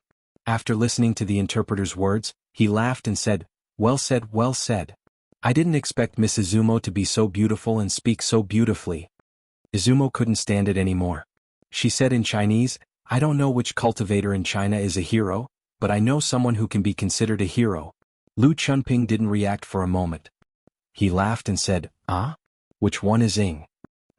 Miss Izumo, can you speak Chinese?" Lu Chunping didn't have time to think too much. He was overjoyed and said, "Miss Izumo, I didn't expect you to speak so well in China. Amazing, really amazing. Just now, which one of us was a hero?" As he spoke, he looked at Izumo with joy in his eyes. He looked like a child waiting for praise and reward. In his opinion, he had been careful, smiling and praising her all along the way. The other party should return the favor and praise him, right? Everyone carried the sedan chair, and returning the favor was the way of the king. But he didn't know that if this sentence was spoken to someone like Saionji Tsunekatsu or Ise Xinguang, who was good at diplomacy, it would definitely be a compliment. But why would Ise Izumo care about this? She said without hesitation, among the cultivators in China, there is a person named Li Yundong. This person can be called a hero, a great hero. The smile on Lu Chuanping's face suddenly froze. He cursed in his heart, damn it, this Li Yundong is a B****starred. What kind of hero is he? But after all, he was an old fox in the officialdom. Although he was angry in his heart, he didn't show it on his face. He laughed and said, it turns out that there is such a great person among the cultivators in China. I must meet him another day. Well, let's get to know each other. Se Xinguang, who was next to Izumo, suddenly came over and said very seriously in Chinese, Dear Mr. Lu, don't you know this Li Yundong? That's a pity. This Li Yundong is the most amazing person I've ever seen in China. I must see him again this time. If I can't see him, I'll be too disappointed. As he spoke, he looked at Izumo and said with a smile, Izumo, I remember that you have been praising him in front of me these days. You can't stop praising him, can you? Se Izumo was stunned. Just as he was about to speak, he immediately felt Ise Xinguang flick her gently with his finger. Izumo immediately came to his senses and smiled faintly. Yes. Lu Chuanping's smile turned ugly. He laughed dryly and a look of anger flashed in his eyes. He turned his head away and stopped talking to Yunche. Instead he walked to the front. Although Ise Izumo was indifferent and didn't like to deal with people, it didn't mean that she was a fool. She glanced at Ise Xinguang with flickering eyes and said in a low voice, Do you want to kill Li Yundong? Why do we have to use such means to deal with him? Don't you have confidence in me? Ise Xinguang smiled slightly. Li Yundong is indeed a great hero and I'm not wrong. But a lion will do its best to fight a rabbit. Since we have chosen to fight, we must ensure that we win. In order to win, I don't care what means we have to use. As he spoke, he glanced at Lu Chunping who was walking in front of him and smiled meaningfully. This Chinese man is very stupid. At first glance, I can tell that he is jealous and narrow-minded. He will definitely make trouble for Li Yundong. And isn't internal strife what Chinese people are best at? There are 2 updates today. I'll try to make up for the remaining one tomorrow. Chapter 690. The arrival of the Japanese cultivation group had completely disrupted the inauguration ceremony of the Lingong sect. Lu Chunping swaggered to the Taoist field and stood in front of everyone with a smile on her face. She warmly greeted the cultivators from various sects around her. Ao Wushuang looked at these Japanese cultivators vigilantly and said to Ziyuan in a low voice, Ziyuan, why don't you go? Stay here and wait for death? Ziyuan also stared at these Japanese cultivators. She shook her head stubbornly and said, No matter what, today is the inauguration ceremony. How can I run away at the last minute? On the other hand, Senior Wushuang, you'd better leave quickly. Otherwise, these Japanese cultivators will harm you. Ao Wushuang snorted coldly and said, Why would they harm me? Ziyuan glanced at Ao Wushuang and felt strange in her heart. Doesn't she know that the mystical silver fox has escaped? Thinking of this, Ziyuan wanted to say something but stopped on second thought. She shook her head helplessly and did not speak again. On the field, Zhang Ling of the Jingyi school had no choice but to step forward, bow slightly and ask, Almsgiver Lu, what brings you here? Lu Chunping had also met Zhang Ling once or twice. He returned the greeting according to the Taoist etiquette and said with a smile, I accompanied my Japanese friends here. They insisted on paying a visit to the Taoist holy land of Mount Longhu, so I followed them. Zhang Ling glanced at the Japanese cultivators who were stepping into the field. She was extremely unhappy, but she said calmly, Our Jingyi school and the Japanese cultivation world can be said to mind our own business. Why did they come to visit us? Lu Chunping said, Hey, that's not right. As the saying goes, it is a joy to have friends come from afar. Our Japanese friends have come all the way here, which shows that your Jingyi school has a profound influence. At this time, Saionji Tsunekatsu also stepped forward and said, Lu Jun is right. Although the Japanese cultivation world and the Taoist cultivation world are 2 completely different cultivation worlds, if you look at the root, there is still a lot of origin. When the founder of our Xinyan Tantrism, Hongfa Dashi, went west to the Tang dynasty, he learned the theories and knowledge of Taoism and brought them back to Japan. Therefore, we are actually separated by a strip of water, of the same origin. Zhang Lufang suddenly scolded loudly, Bah, you are so shameless. Who has the same origin as you? How can you have the cheek to say such words? Our Jingyi school was founded in the 2nd century AD by Grandmaster Zhang Ling. Your Xinyan Tantrism was founded by Hongfa Dashi in the 9th century AD. There is a gap of more than 700 years. How can we have the same origin? Zhang Liufang's shout made the faces of many Japanese cultivators change? The faces of many cultivators. The cultivators of all cheered Japanese cultivators changed. June of the cultivators of the sect. The sect. Japanese cultivators of the Dane sect.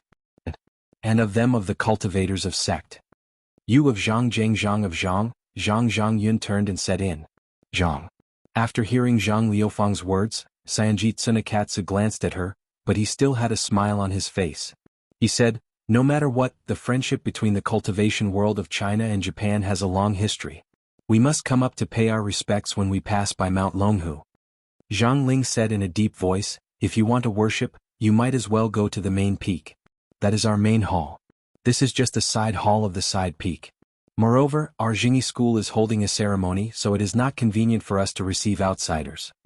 When Sanjit Tsunekatsu heard this, he immediately looked at Lu Chunping. Lu Chunping understood and said with a smile, Jinren Zhang, this is your fault.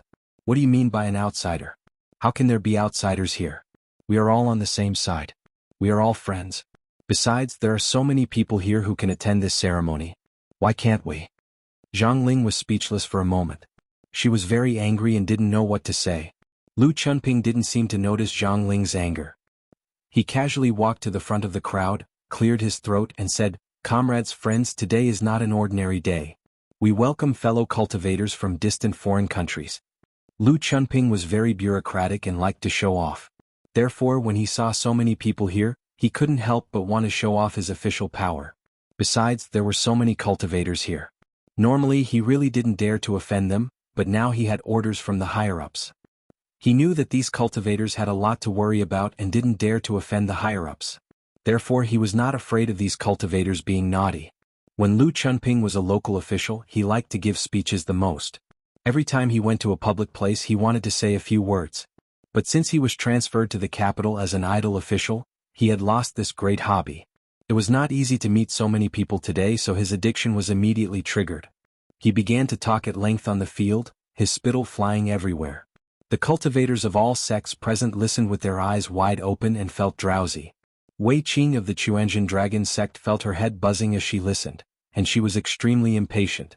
Suddenly, she had an idea and smiled slyly at Du Fei and Yu Sheng in a low voice. Watch me play a trick on this annoying guy. As she spoke, a paper talisman quickly appeared between her two slender fingers. She pinched her fingers together and softly chanted a few incantations. The paper talisman instantly burned by itself and disappeared in a dazzling manner. Du Fei and Yu Xing were both shocked and said in unison, "Don't act recklessly." But as soon as they finished speaking, they saw a person who was exactly the same as Lu Chunping appear next to him in an instant. Their expressions and postures were very similar, especially when this person imitated Lu Chunping's movements. He put his hands on his hips and looked proud of himself. The fake person behind Lu Chunping continued his words loudly, saying, Taijun said that this time the Imperial Army is not here to rob food or women. They are just here to buy some soy sauce and then leave. Please rest assured. When Lu Chunping heard a voice that was exactly the same as his coming from behind him, he was shocked. He looked back abruptly and saw another version of himself dancing behind him. He was so shocked that he fell to the ground. There was suddenly a roar of laughter on the field. No matter how strong the patience of the cultivators of all sects was, they couldn't help but laugh out loud. When Yu Sheng heard that the phrase, "only defeat is allowed, no victory is allowed," had come from Lu Chunping, he had already breathed a sigh of relief in his heart. Seeing Wei Qing teasing Lu Chunping, he let out a breath of pleasure and laughed particularly loudly. After all, Du Fei was experienced and prudent. After laughing for a while, he immediately grabbed Wei Qing's hand and said quietly in a low voice, "Stop it.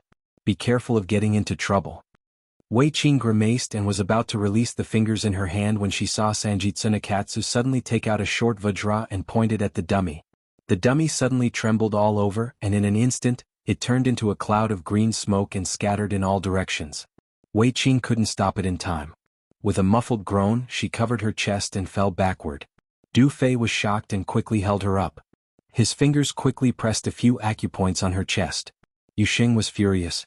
He glared at Saionji Tsunekatsu and was about to pounce on him. Du Fei was quick to react. He grabbed him and shouted in a low voice, "Yu Xing, don't be impulsive. Don't you remember what my Sherbua said at the beginning?" Yu Xing's face turned purple and red. He glared at Saionji Tsunekatsu and snorted heavily. He turned around and carefully looked at Wei Qing's injury. Saionji Tsunekatsu glanced in the direction of Wei Qing. He quickly took 2 steps toward Lu Chunping and asked with concern, "Lu Jun, are you all right?" Lu Chunping looked embarrassed and angry. With the help of several officials next to him, he got up and glared at the many cultivators on the scene. He wanted to pursue the matter, but he didn't know who to look for, so he could only swallow his pride and let it go. Lu Chunping smiled reluctantly at Saionji Tsunekatsu and said, "I'm fine. Thank you for your concern." Then he said to the cultivators of the various sects on the field with a livid face, "I said so much just now. I hope that in the spirit of harmony and friendship, we can learn from each other, be modest and unite with each other. Don't destroy the current harmonious environment. That's all I've said. You can do it yourselves." As he said this, he flicked his sleeves and walked to the side of the field. He gritted his teeth and glanced coldly at everyone here. Just now he had lost face, so he immediately hated everyone here. Saionji Tsunekatsu smiled and said, "As Lu Jun said, we came here this time to learn from the cultivators of the Chinese cultivation world." Zhang Ling didn't wait for him to finish and said flatly, "No, today is the ceremony of our Linggong sect. We don't accept any duels or battles." Saionji Tsunekatsu seemed to have expected her to say this and asked, "Then where is Li Yundong, Li Jun? Is he here?" Zhang Ling sneered and said, "He didn't come. If you want to find him, go to the Fox Zen school to find him. What are you doing here?" Saionji Tsunekatsu shook his head and said, "Li Yundong has a deep friendship with us, and we also heard that Li Jun and Jinren Ziyuan have a deep friendship, so we came here for a reason." As he said this, he looked at Ziyuan meaningfully and said, "I heard that the Linggong sect can ask for help at the inauguration ceremony, so we came here to cheer for Jinren Ziyuan out of our friendship with Li Jun." The crowd suddenly burst into an uproar, and all kinds of complicated and shocked eyes looked at Ziyuan. Ziyuan had been very calm before, but at this time, her face suddenly changed. She was shocked and angry. She was shocked and angry that this Japanese was too vicious. His words were simply malicious. Ruan Hongling couldn't help but say angrily, "Don't do that. We don't need your help. This is the business of our Jingyi school." Ruan Hongling's words immediately attracted a burst of applause from the crowd. Zhang Ling also said angrily, "Aren't you a little too much? How can you interfere in the affairs of our Jingyi school?"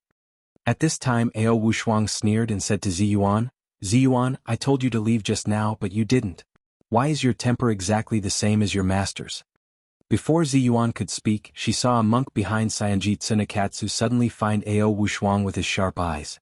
He was shocked. He pointed at Ao Wushuang and shouted, "Mystical silver fox." The Japanese cultivators suddenly turned pale with fright. Everyone looked at Ao Wushuang in unison. Many cultivators suddenly leaped up and surrounded Ao Wushuang tightly. Imagawa Kagumo of the Tiantai sect looked at Ao Wushuang in shock. He took out a paper talisman from his arms and pointed at Ao Wushuang. The paper talisman rushed toward Ao Wushuang. Ao Wushuang saw the talisman, which was only 1 finger wide and 2 palms long, flying toward her. It was so light that it seemed that a gust of wind could blow it away. However, she keenly felt that it contained an extremely powerful Buddhist power. She didn't dare to take it at all. Her body flashed and she dodged the talisman. After the talisman rushed to where Ao Wushuang was, it did not continue to chase after her. Instead, it retracted back into Imagawa Kagumo's hand. Imagawa Kagumo shook his head and said, "It's not the mystical silver fox. It's just a 7-tailed divine fox. However, since she is a fox demon, she must have something to do with the mystical silver fox." When these Japanese cultivators heard this, they immediately became noisy. Catch her and ask her about the whereabouts of the mystical silver fox. Although Ao Wushuang was proud and arrogant, there were more than 200 Japanese cultivators here, and the weakest one was a master at the yang spirit level. At this time they were all noisy. She couldn't help but turn pale with fear. She couldn't help but take a step back, gritting her teeth and staring at these Japanese cultivators. At this time, Ziyuan did not hesitate to step forward and stand in front of Ao Wushuang. She shouted angrily, "What do you want to do?" Imagawa Kagumo chanted the name of Buddha. "Amitabha. Benefactor, please get out of the way. Don't stop us from subduing demons." As he spoke, he took a step forward. However, as soon as he took a step forward, he saw Zhang Kongyun standing in front of him with a frosty face. He said coldly, "Do you want to subdue demons on this land? It's not your turn to do it." Although Zhang Ling had always been at odds with Zi Yuan and the others, and she was extremely disgusted with Ao Wushuang, she cared about her face very much, and her temperament was extremely protective. Compared with the Japanese cultivators, no matter how wrong Zi Yuan and Ao Wushuang were, they were still part of China. If they wanted to take people away in front of her, where would she put her face? Where would the face of the Jingyi school be? Zhang Ling laughed angrily. Well, this is your friendly exchange. I've learned a lot." She turned her head and shouted, "Jingyi disciple." The old and young cultivators of the Jingyi school took a step forward and said in unison, "Yes." Zhang Ling pointed to the Japanese cultivators on the field and said sternly, "Get into formation." With a clatter, the disciples of the Jingyi school scattered in all directions in an instant, surrounding the more than 200 Japanese cultivators. The people on both sides rubbed their hands and glared at them. The battle was about to break out at any moment. Chapter 691. Just as the Japanese cultivators were climbing Mount Longhu, Su Chan was pacing back and forth anxiously in the room of the Xan State Guesthouse in Haikao City, Hainan Province. She was like an ant on a hot pan. She said anxiously, "The inauguration ceremony should have already begun, right? What happened to Sister Zi Yuan? She'll be fine, right? Sister Zhou Qin, please say something. She and Ruan Hongling should be fine, right?" Zhou Qin was sitting cross-legged on the bed, flipping through the Vajra longevity power. Her heart was as calm as still water, but in fact, her eyes were fixed on the page. She didn't take in a single word at all, and her heart was burning with anxiety. Seeing that she was silent, Su Chan sat next to her and pushed her arm. She pointed to Li Yundong, who was sitting cross-legged in the room, and said, "When will Yundong wake up?" Zhou Qin raised her head with a wry smile. "Su Chan, you've asked me this question 18 times. How would I know when Master will wake up?" Su Chan stamped her feet anxiously. "But what if something happens to Sister Zi Yuan? If Yundong wakes up and finds out that something happened to Sister Zi Yuan, won't he blame me to death?" Zhou Qin was not confident at all, so she became more and more flustered at this time. She said bitterly, "Don't say that. I'm also very worried. But what can we do now? If we rush over, who will protect Master?" Su Chan said tentatively, "Why don't I stay and you go?" However, Zhou Qin was a little worried about Su Chan's fighting strength. It was no problem for the little girl to protect herself, but how could she protect others? Forget it then. Perhaps if she stayed, he would be even more worried and flustered. But Zhou Qin didn't say this out loud. She just shook her head like a rattle. No, this is not good." Su Chan thought for a moment and said, "Then, you stay here and I'll go?" Zhou Qin didn't know whether to laugh or cry. She thought, "What's the use of you going there? If the two of us go together, we can still be of some use. If only one of us goes, we'll just be sending them appetizers, not even enough to fill the gaps between their teeth." Su Chan saw Zhou Qin's bitter face and didn't comment. She said angrily, "Oh, you can't do this and you can't do that. I'm so anxious. Sister Zi Yuan is alone now, so she must be bullied to death. What should I do? I'm so worried, so worried." Zhou Qin sighed and said, "Stop it. If you keep talking, I'll be worried to death. It's useless to be anxious now. Just wait patiently." The little girl paced back and forth in front of Li Yundong, wishing that she could reach out and push him to wake him up. But every time she did that, she would take her hand back and continue to pace around the room irritably. Just as she was getting impatient, there was a sudden knock at the door of the room. A voice came from outside the door. "Is Li Yundong in this room?" Su Chan immediately stopped and listened carefully. She was pleasantly surprised. "It seems to be Fifth Sherbua." She immediately rushed to the door like a gust of wind and opened it. She saw Fifth Sherbua Lu Yuehong standing at the door, looking at her with the same surprised expression. "Oh, Su Chan, you're here too. That's great. Is the sect leader here? I heard from Ruan Hongling that he's here." Su Chan grabbed Lu Yuehong and said like a machine gun, "Fifth Sherbua, it's great that you're here. Hurry up and help me and Sister Zhou Qin protect Yundong. We have to hurry to help Sister Zi Yuan." Lu Yuehong was stunned and didn't come to her senses. Zhou Qin understood what Su Chan meant. She said loudly, "Su Chan, we can't leave Fifth Sherbua alone." Unexpectedly, as soon as she finished speaking, another person came in. It was Chao Yi, the 6th Sherbua of the Fox Zen School. Chao Yi said with a smile, "What if I join you?" Su Chan was overjoyed.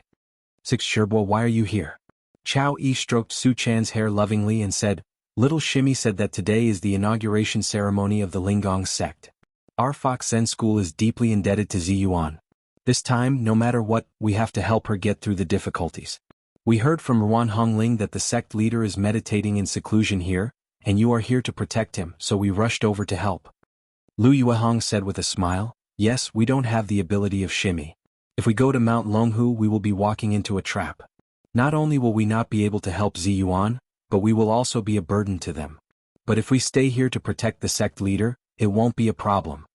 Chow Yi smiled and said, Yes, you can rest assured. With us here, nothing will happen. Although we are not good at fighting, we can make a concealing formation. You can rest assured. Su Chan was overjoyed. That's great. She rushed over to Zhou Qin like a gust of wind and grabbed her. Sister Zhou Qin, let's go. It's too late. Zhou Qin was also a decisive person. She hesitated for a moment, then immediately said decisively, Okay. Then I'll leave it to you two Sherbua. After that, she placed Li Yundong's Bahuang sword and Liuha sword outside and let them automatically protect him. In addition, she took out his fan of 7 treasures and the burning thumb pot from the 7 treasures brocade pouch and placed them around him. If someone wanted to harm him, these powerful magical weapons would immediately protect him. Su Chan pulled Zhou Qin to the door and said to Chow Yi and Lu Yuehong with a smile, 5th Sherbua, 6th Sherbua, I'll leave it to you. We're leaving. Lu Yuehong and Chow Yi watched the two of them leave quickly. After looking at each other, they smiled at the same time, turned into the room and closed the door. Lu Yuehong looked at Li Yundong, who was meditating on the ground. Although her cultivation was not high, she was a knowledgeable person. At a glance, she could tell Li Yundong's current realm. She couldn't help but sigh and say, the sect leader is really amazing. A few months ago when he helped us on Mount Tianlong, he was only a person in the divine power realm. I didn't expect that in just a few months, he had already cultivated to the Jinshin phase. Chow Yi also sat down opposite Li Yundong and sighed with emotion. Yes, it's really like a dream. She stared at Li Yundong, who was meditating, and couldn't help but think of the time when Li Yundong had just agreed to take over the Fox Zen school. At that time, this boy had still been young and inexperienced, but now he had grown up to the point that people would feel awe at a glance. Lu Yuehong glanced at Li Yundong and said softly, 6 Shimmy, what do you think? If the former sect leader comes back one day, what should we do? Chow Yi's face suddenly darkened. She looked at Lu Yuehong unhappily and shouted in a low voice, Shut up. How can you say such things here? Lu Yuehong chuckled and said, It's okay. The sect leader is meditating. He can't hear you. As soon as she finished speaking, she heard someone knocking on the door. A pretty voice was heard. Li Yundong, it's me. You didn't answer my call. Open the door. Chow Yi and Lu Yuehong looked at each other. Chow Yi said, See, the walls have ears. Lu Yuehong chuckled and said in a low voice, It's okay. How could there be such a coincidence? As she said this, she stood up and went to open the door. As soon as she opened the door, she saw a very beautiful girl standing at the door, looking at her in surprise. Lu Yuehong asked curiously, Who are you? It was Lu Feier who was standing at the door. She looked at Lu Yuehong with her mouth agape and tongue tied. She couldn't help but look past her and into the room. She stammered, I'm looking for Li Yundong. Has he changed rooms? But she soon saw Li Yundong sitting cross-legged in the room, motionless. Lu Feier shouted at Li Yundong, Hey Li Yundong, what are you doing? Lu Yuehong hurriedly said, The sect leader is cultivating in seclusion. We can't disturb him now. Lu Feier was stunned. Cultivating in seclusion? No wonder he hasn't been seen in the past 2 days and didn't answer the phone. While she was muttering, she saw Chow Kefi coming over and asking with a smile, Feier, what's wrong? Did you get the door closed again? Lu Feier turned around and said angrily, This Li Yundong is really annoying. How could he cultivate in seclusion in this hotel? I think he's deliberately avoiding us. Sister Chow, go and teach him a lesson. Chow Kefi walked to the door and also looked inside curiously. But as soon as she appeared, Lu Yuehong and Chow Yi suddenly trembled and stared at Chow Kefi with their eyes wide open. Seeing the two of them like this, Chow Kefi couldn't help touching her face. Is there anything on my face? Lu Feier said with a smile, You are so beautiful, Sister Chow. Women can also be shocked. Chow Kefi said angrily, Don't flatter me. Go back to your room. As she said this, she drove her to her room. Seeing that she was leaving with Lu Feier, Lu Yuehong couldn't help shouting, Hey, wait. Chow Kefi turned her head and asked doubtfully, "Are you calling me?" Lu Feier pushed her and said with a low smile, "I'll go back first. You can talk to them." Chow Kefi nodded and walked up to Lu Yuehong. She asked with a smile, "What's the matter?" At this time Chow Yi also came out. She looked around the corridor and then winked at Lu Yuehong. Lu Yuehong said with a smile, "Please come in and talk." Chow Kefi smiled and entered the door. After watching Chow Yi and Lu Yuehong close the door, she asked curiously, "Why are you looking at me so strangely? It seems that you have known me for a long time, but if I remember correctly, the first time we met should be at the opening ceremony of the Three Immortals, right?" Lu Yuehong looked excited. She said tentatively, "Senior Mystical Silver Fox, you really don't know who we are? We are all Socha." Before she could finish her words, Chow Yi behind her gently poked her, and Lu Yuehong immediately swallowed the rest of her words. When Chow Kefi heard the name of Mystical Silver Fox, her body suddenly trembled slightly and her face showed confusion. She murmured in a low voice, "Mystical Silver Fox? Who is this?" Chow Yi said cautiously, "Qianbei, don't you remember?" Chow Kefi's face became more and more confused. "Remember? What do you remember? Mystical Silver Fox? Who is Mystical Silver Fox?" Chow Kefi kept murmuring in a low voice. Pictures flashed through her mind one after another like a horse lantern. Some sealed memories emerged in pieces, as if a huge rock that had been suppressed under the deep sea had suddenly loosened and many bubbles emerged. Chow Kefi's chi and blood began to boil with her chaotic memories. She stared blankly at her hands and saw that the chi of the 5 elements was jumping around in her hands, changing unpredictably. When Chow Yi and Lu Yuehong saw this scene, their faces immediately lit up. They looked at each other in surprise, nodded and waited nervously as if they wanted Chow Kefi to remember something. But after waiting for a long time, they saw that Chow Kefi was still at a loss, as if she was in a trance, standing there blankly. Lu Yuehong couldn't help but reach out and gently push her shoulder. She asked tentatively, "Qian?" Before she could finish her words, Chow Kefi suddenly raised her head. Her eyes were fierce and she shot out like lightning. She slapped her shoulder and sent her flying. Lu Yuehong screamed and flew back like a cannonball. Just as she was about to hit Li Yundong, Chow Yi appeared beside her in the blink of an eye and held her, stopping her from moving forward.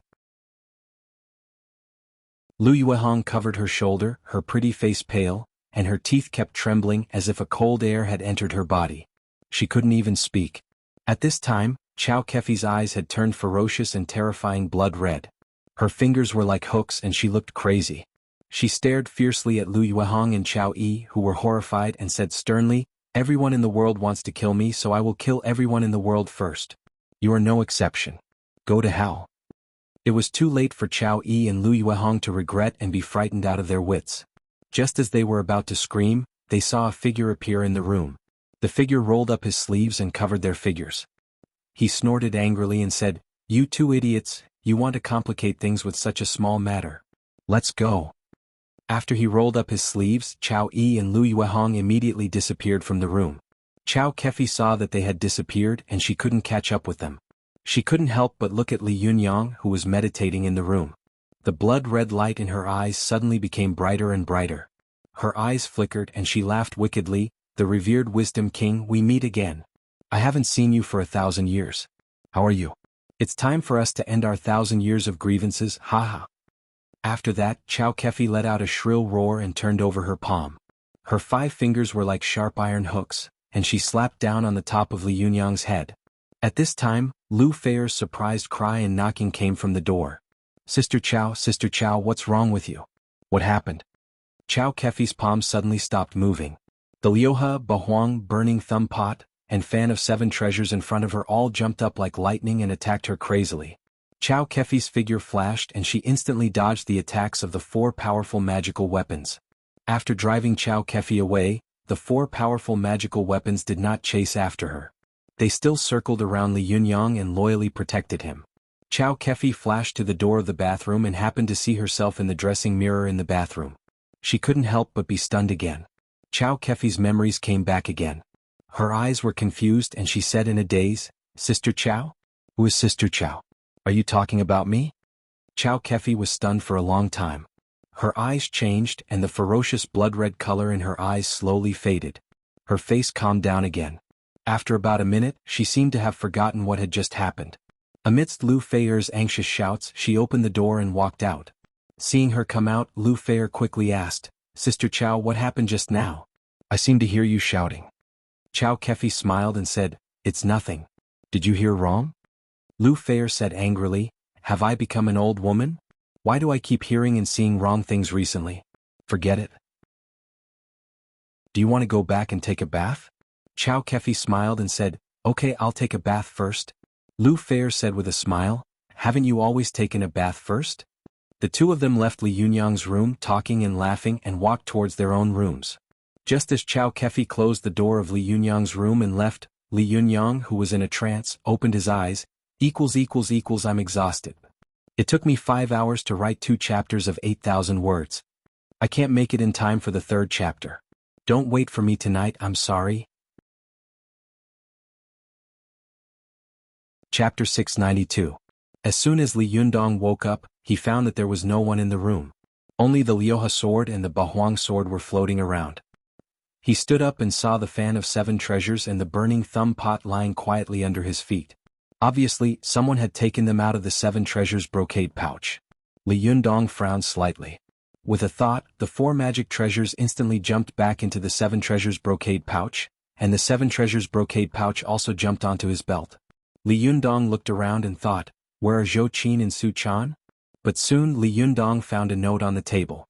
It was written quickly by the careful Zhou Qin before she left. Li Yundong picked it up and looked at it. He was shocked. The Jingyi school has brought forward the inauguration ceremony? Oh no. Li Yundong moved and disappeared from the room in an instant. Just as Li Yundong rushed to Mount Longhu, the situation on Mount Longhu was already critical and could be triggered at any moment. Seeing that the two sides were about to fight because of a disagreement, Lu Chunping was so anxious that a layer of sweat appeared on his back. He cursed in his heart, "These bastards, it's fine if they want to die, but do they want to make me lose my position?" Lu Chunping hurried to the field and said loudly, "Don't be impulsive. If you have something to say, let's talk it out." He said to Saionji Tsunekatsu with a smile on his face, "Mr. Saionji, I'm afraid this is not good, is it? Can't we sit down and talk about it?" Saionji Tsunekatsu's eyes were fixed on the surroundings. Although there was only one Jinshin master among the disciples of the Jingyi school here, these disciples had set up a huge magic formation to cover all of them. Once there was a large-scale conflict, he was afraid that he would not be able to get any benefits. In particular, there were cultivators from other sects staring at them covetously. Although Saionji Tsunekatsu firmly believed that if they really fought, they, the experts carefully selected from the Japanese cultivation world, would be the final victors. But even so, Saionji Tsunekatsu was still a little nervous. Although there were not many Jinshin masters in the Chinese cultivation world, and there was no one who was a lightning retribution master, there was the great deterrent of the magic formation. In addition, they were on the ground of Mount Longhu. Who knew if Zhang Tianshi, who was known as the best in the world, would suddenly come out of seclusion? Just how powerful was Celestial Master Zhang? In response to this point, the cultivators of the various sects of the Japanese cultivation groups debated for a long time without an answer, but their conclusion was that Zhang Tianshi should be stronger than Li Yundong. If he was stronger than Li Yundong, then they would have to be more cautious. After all, Li Jiandong was a figure who had personally ended the era of Masako Tachibana in the Japanese cultivation world. What was the concept of an opponent who was stronger than him? Moreover, this was the territory of the Chinese cultivation world after all. As the saying goes, a powerful dragon cannot suppress a local snake. Although there were not many Jinshin masters on the scene, the Japanese were not stupid. They would not be so stupid to believe that there were only a few small cats in the huge Chinese cultivation world here to make a fool of themselves. Would these guys hide in the surroundings and ambush them at any time? All the Japanese had a big question mark in their hearts. Thinking of this, Saionji Tsunekatsu couldn't help but say to Lu Chunping, "Lu Jun, it's not that we don't want to talk nicely, but you Chinese people are too rude. We came from afar. Is this how you welcome us?" Before Lu Chunping could speak, Zhang Ling scolded them rudely, "If you really came to worship the ancestral court of our Jingyi school, we would naturally welcome you. But as soon as you came, you wanted to interfere in the internal affairs of our Jingyi school, and then you wanted to take people in our territory. You have ulterior motives and are presumptuous. This can't be tolerated. Do you think that our Jingyi school is made of straw and puppets made of mud that you can bully at will? Let me tell you, our Jingyi school has a history of 1,800 years. We have a deep foundation and a long history. Even though we have declined today, We absolutely can't allow some clowns to behave atrociously here. As soon as Zhang Ling said this, there was a burst of cheers. The disciples of the Jingyi school, old and young, were even more united against the enemy. They stared at the Japanese on the field with sharp eyes, eager to have a try. Saionji Tsunekatsu's face changed. Just as he was about to speak, he heard Imagawa Kagumo next to him call out the name of Buddha and say in Chinese, Amitba Jinren Taoist heart is firm, brave and resolute, which is admirable. But there is indeed a reason for us to come here this time. I believe that you all know that the mystical silver fox just escaped from Kyoto a few days ago. This is very bad news for both the Japanese cultivation world and the Chinese cultivation world. Throughout the 2,000 years of history of China and Japan, every time the nine-tailed celestial fox is born, there must be a disaster. I believe that everyone here will not sit back and do nothing, will they?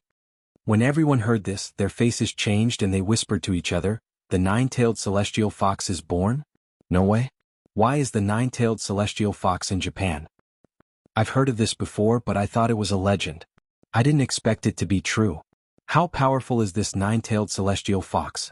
How can she turn the world upside down by herself? As soon as Zhang Ling heard the words, nine-tailed celestial fox, her expression also changed. She couldn't help glancing at Ao Wushuang. She said to Imagawa Kagumo with a cold face, then what are you going to do? Imagawa Kagumo lowered his eyes and put his palms together. Please be merciful and give us the fox demon. We will ask for the whereabouts of the mystical silver fox and let her leave safely. Hearing this, Zhang Ling looked at Ao Wushuang coldly. Do you know the whereabouts of the mystical silver fox? Ao Wushuang couldn't help laughing out loud. Her voice was full of sarcasm and ridicule. If I knew the whereabouts of the mystical silver fox, would I have come here to throw myself into the trap? Stupid, really stupid beyond belief. Zhang Ling snorted angrily, but she didn't fight with her anymore. Instead, she turned around and said in a deep voice, Master, I believe you heard it too? Before Imagawa Kagumo could speak, many Japanese cultivators behind him began to clamor. Even if she doesn't know, she must have something to do with the mystical silver fox. Catch her and force the mystical silver fox to show up. Yes, catch her. We cultivators should take subduing demons as our duty. How can we allow the fox demon to run amok in the world? It's because you Chinese people are too indulgent that the mystical silver fox has harmed our country. You have to pay the price for it. Zhang Ling shouted angrily, Bastard, how dare you try to make a move here? After that, the disciples of the Jingyi school shouted in unison. The swords behind them flew out and they soared into the sky. For a moment, the side peak of Mount Longhu was filled with killing intent. The Japanese cultivators did not want to be outdone. They all took out their powerful magical weapons and confronted the disciples of the Jingyi school. When the cultivators of the other sects saw this scene, they all shouted, Fellow Taoists of the Jingyi school, don't be afraid. With us here, we will definitely not let these clowns be arrogant on the land of China. For a moment, thousands of powerful magical weapons were floating in the air. It was really as if there was a sharp sword hanging over everyone's head. If they were not careful, they would be killed. Lu Chunping and the officials and translators who had come with him were all stunned. The two female translators simply didn't say a word. Their eyes rolled back and they fainted to the ground. Although Lu Chunping knew that these cultivators had powerful means, he had only seen such similar scenes in movies. How could he have expected to experience it in real life? He also knew that most of these cultivators usually kept a low profile, but once they made a scene, it would definitely be frightening. He was afraid that this competition between thousands of people would cause a ruckus. The side peak of Mount Longhu would disappear from then on. Even if he was lucky enough to survive, how could he face the upper peak? With so many people fighting, he could hide the matter through the official power. But if the whole mountain disappeared, how could he hide it?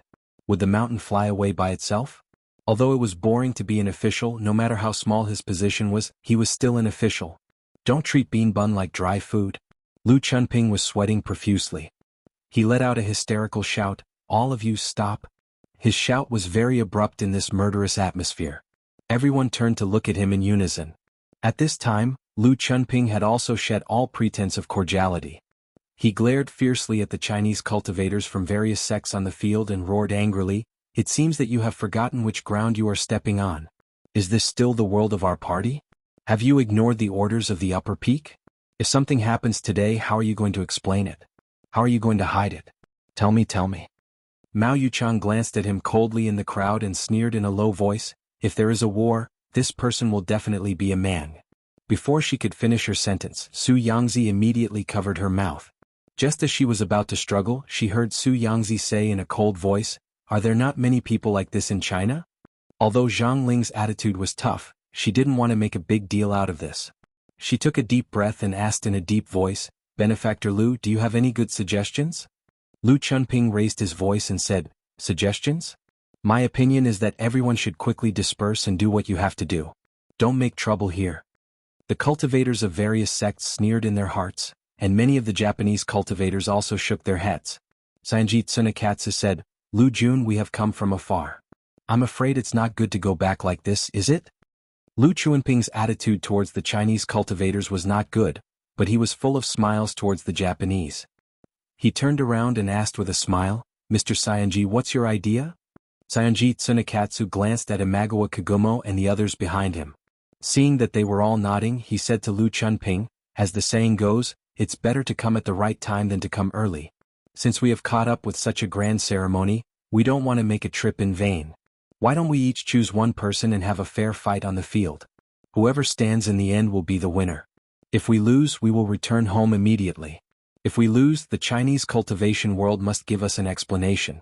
What do you think?" At this time, Zhang Kongyun said to Zhang Ling in a low voice, "Shiji, I don't think we need to give them an explanation. We don't have to accept this." However, Zhang Ling sneered and said, "They have already killed their way to the gate of our Jingyi school. Why don't you accept it? If someone takes Ao Wushuang away at our gate, even if it's a fox demon, what will the other sects think of us in the future? Our Jingyi school can't even deal with a fox demon, and we still need the Japanese to come here from thousands of miles away to subdue the demons for us? Humph, you can afford to lose this face, but I can't. If you don't want to do it, I will." After that, she raised her voice and said, "Well, that's it. Come on, let's have a fair fight." Zhang Kongyun wanted to say something but stopped on second thought. Seeing Zhang Ling's determined face, he hesitated for a moment and couldn't help but say, "But Shiji, didn't you hear that we can only lose and not win? How can we fight?" Zhang Ling sneered and said, "He has Zhang Liang's plan, and I have a ladder over the wall. There are policies and there are countermeasures. Can't you just fight to a draw?" Zhang Kongyun's eyes lit up. Yes, Shiji is really cunning. Well, Shiji is smart and scheming. No, it's far-sighted. Zhang Ling hated it when others called her old. When she heard Zhang Kongyun say the word old, her eyes suddenly widened as if she wanted to eat Zhang Kongyun alive. Lu Chunping, who was standing to one side, was in a dilemma when he heard their words. He muttered, "These be asterisk stars, after all they still want to fight? Damn it, let's fight. I don't care." Lu Chunping coughed dryly and said to Zhang Ling meaningfully, "Well, you can solve your own problems, but I have to say this first. If any of you make any trouble or cause any trouble, you can deal with it yourself." After that, he put his hands behind his back and walked to the far side of the field, as if it had nothing to do with him. At this time, the situation had been settled. After the cultivators of the Japanese sects whispered to each other for a while, a middle-aged monk wearing a bamboo hat and holding a monk's staff slowly walked out and said in extremely awkward Chinese, "I'm Abbot Ono of the Fahua sect. May I ask which Chinese friend would like to come up and teach me?" The cultivators of the various sects looked at each other and no one spoke for a while. Ao Wushuang sneered and was about to step forward, but Ziyuan stopped her and said in a low voice, "Senior Wushuang, you can't go. No matter whether you win or lose in the battle, you will have to consume a lot of jinchi. If someone takes the opportunity to attack you at that time, it will be very bad. I'll go. Even if I lose, it's not a big deal. No one will do anything to me." After that, she didn't wait for Ao Wushuang's consent. She took a step forward and said loudly, "Ziyuan of the Linggong sect is willing to fight with Zen Master Ono." Chapter 693. The inauguration ceremony of the Linggong sect had turned into a PK competition in the Japanese cultivation world. Ziyuan's clear voice immediately attracted everyone's attention. She had been famous for a long time, and even many people in the Japanese cultivation world had heard of her name. At this time, when Ziyuan stepped forward, the whole audience immediately fell silent. Everyone looked at her with bright eyes, nervously and expectantly guessing how she would fight with this monk. Mao Yuchang stared at Ziyuan with sharp eyes and watched her every move. In the depths of her heart, she had long regarded her as a formidable opponent. Deng Yu and Deng Jiao also looked at the field with concern. Deng Yu tugged at Zhang Liufang's sleeve and whispered, Shiji Lufang, can Jinren Ziyuan win? Zhang Lufang thought for a moment and nodded. Jinren Ziyuan fought fiercely against Shinsu and Tachibana Wakako at the Taoist Assembly last time. Although she didn't win the last round, she also showed great skills. Now with the help of the Diyuan Jindan, she has reached the realm of a Jinshin master. Her skills must have gone up another level. There should be no problem. She looked at the field with admiration and expectation and muttered in a low voice, I really don't know how wonderful it will be when Ziyuan, a Jinshin master, fights with Priest Ono. As she said this, she turned to her master Zhang Kongyun and said, Master, who do you think will win? Zhang Kongyun stroked his beard and looked at the field with flickering eyes. He said in a deep voice, I don't know. Although Priest Ono's appearance is not amazing, he has a dignified manner when he stands there. Any random person in the Japanese cultivation world is such a master. It's really terrible. Zhang Lufang giggled. Maybe he's one of the top masters here? It's impossible for all of them to be very powerful. Zhang Kongyun shook his head. Although their foundation is not as good as ours, their national religion is great and their power is huge. Look at the people they sent this time. They are really elites and strong people. There are more than 200 people, and each of them is a master who can take charge of an area. This is really a terrible thing. Zhang Lufang said angrily, Master, why are you encouraging others and destroying our own prestige? Zhang Kongyun sighed and didn't say anything else. He looked at the arena with his disciple. At this time, Ziyuan came to the scene and looked at the monk in front of her. She bowed slightly and said, How do you want to fight? Master Ono was not tall. He took off the bamboo hat on his head, made a Buddhist salute and said in a deep voice, The guest follows the host's wishes. Please give me some pointers, Jinren Ziyuan. Ziyuan quickly glanced at Lu Chunping who was not far away. She smiled slightly and said to Superintendent Ono, Since you are a guest, let's have a fight. Ziyuan smiled slightly. She was so beautiful that many male cultivators on the sidelines seemed to have stopped breathing when they saw her. However, Keeper Ono didn't seem to notice it. He still looked down and said, How do we fight? Ziyuan raised her hand, and the ninth heaven Ziyuan silk flew out of her sleeve like a purple lightning bolt. Then it drilled into the hard bluestone ground and quickly drilled out a stone. This stone was round at the top and pointed at the bottom in the shape of a top. Ziyuan pointed to the stone and smiled slightly. Master, I wonder if you have played some of the games you played when you were young? Keeper Ono lowered his eyebrows and said obediently, Amitabha, I have been a monk since I was young and have never played games. Ziyuan smiled and said, I have also been cultivating with my master since I was young. I have only heard of this game. Don't worry, I won't take advantage of you. As she spoke, she walked around the field unhurriedly. With every step she took, the ground sank into a footprint. Everyone could see her footprints one after another. When she walked around in a circle, it happened to be a circle with a diameter of more than 2 meters. Each of Ziyuan's footprints was of the same depth. Obviously, she had a delicate grasp of strength and jinshi to the extreme. The cultivators present were also knowledgeable. When they saw this, they immediately cheered loudly with admiration. Ziyuan's expression did not change in the face of the crowd's cheers. With a wave of her hand, the ninth heaven Ziyuan silk was instantly pulled into the shape of a rope and turned into a purple whip. Ziyuan shook her wrist, and with 2 snaps, the whip made 2 straight gullies, cutting the circle into 3 parts. On both sides were where Ziyuan and Keeper Ono were standing, and in the middle was an empty space. It was almost there. Ziyuan threw the top-shaped stone into the empty space and said with a smile, Master, each of us has a whip. We are not allowed to damage the stone, hit others, or move our feet. We are only allowed to whip the top. Whoever can whip the top to the other's heel first will be the winner. What do you think? Not only did Ziyuan's words surprise Elder Ono, but the others were also stunned. Deng Yu and Deng Jiao looked at each other. Deng Yu stuttered and said, No way. Ziyuan is a Jinshin master. How could she be playing with a top? Zhang Lufang was also stunned. Master, what is Jinren Ziyuan up to? Zhang Kongyun pulled his beard hard and said with a blank face, I don't know, but Ziyuan has always been smart. She must have her own ideas for doing this. After hearing Ziyuan's words, the cultivators of all the sects in Japan also sneered and began to talk about it. Some of them simply shouted at Keeper Ono, Master Ono, don't talk to her. We're not here to play this kind of child's game. Ziyuan didn't seem to hear it. She smiled and said, As the saying goes, a flower is a world and a leaf is a Bodhi. Master Ono, there is a big way in this child's game. Do you want to give it a try? Keeper Ono stared at Ziyuan in surprise, as if he wanted to understand what she was planning. However, he saw that Ziyuan's eyes were calm and her smile was elegant. It didn't seem like she had any ulterior motives at all. He thought for a moment, pulled out a slender bamboo from the bamboo hat and nodded. Okay. When the cultivators of all the sects in Japan saw that he had actually agreed, they all clamored, ridiculous. How ridiculous? Master Ono, aren't you afraid of losing face? Even Lu Chunping and the others who were standing in the distance and watching the scene, looked at the scene with their mouths open and tongue-tied, especially Lu Chunping.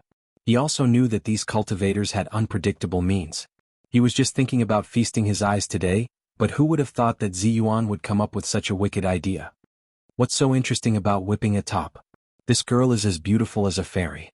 Why is she so stupid? Lu Chunping touched his chin, and his eyeballs were about to fall out of their sockets. However, what made everyone present even more surprised was that Ziyuan and Governor Ono, the two Jinshin masters, had begun to pull out their gyros. Ziyuan raised the purple whip in her hand, and with a snap, the stone top began to spin and quickly swept toward Keeper Ono. Keeper Ono looked a little listless. He casually waved the bamboo in his hand, and as soon as it collided with the stone top, it was immediately shattered into powder by the top. Keeper Ono was shocked. He held the remaining piece of bamboo in his hand and froze in place. The cultivators of all sects on the field suddenly saw the clues. Zhang Kongyun clapped his hands and exclaimed, "Wonderful! Ziyuan must have poured her own jinchi into the top with that whip just now," but Keeper Ono didn't know that an ordinary whip would immediately shatter the whip. This seems to be a game, but in fact, it's an extremely clever fight. At this time, Mao Yuchang's eyes couldn't help but light up. She praised, "What a good move. Even if she loses, she won't hurt herself. Even if she wins, there won't be any disputes or conflicts. It's really a win-win strategy. What a good game. Amazing, really amazing."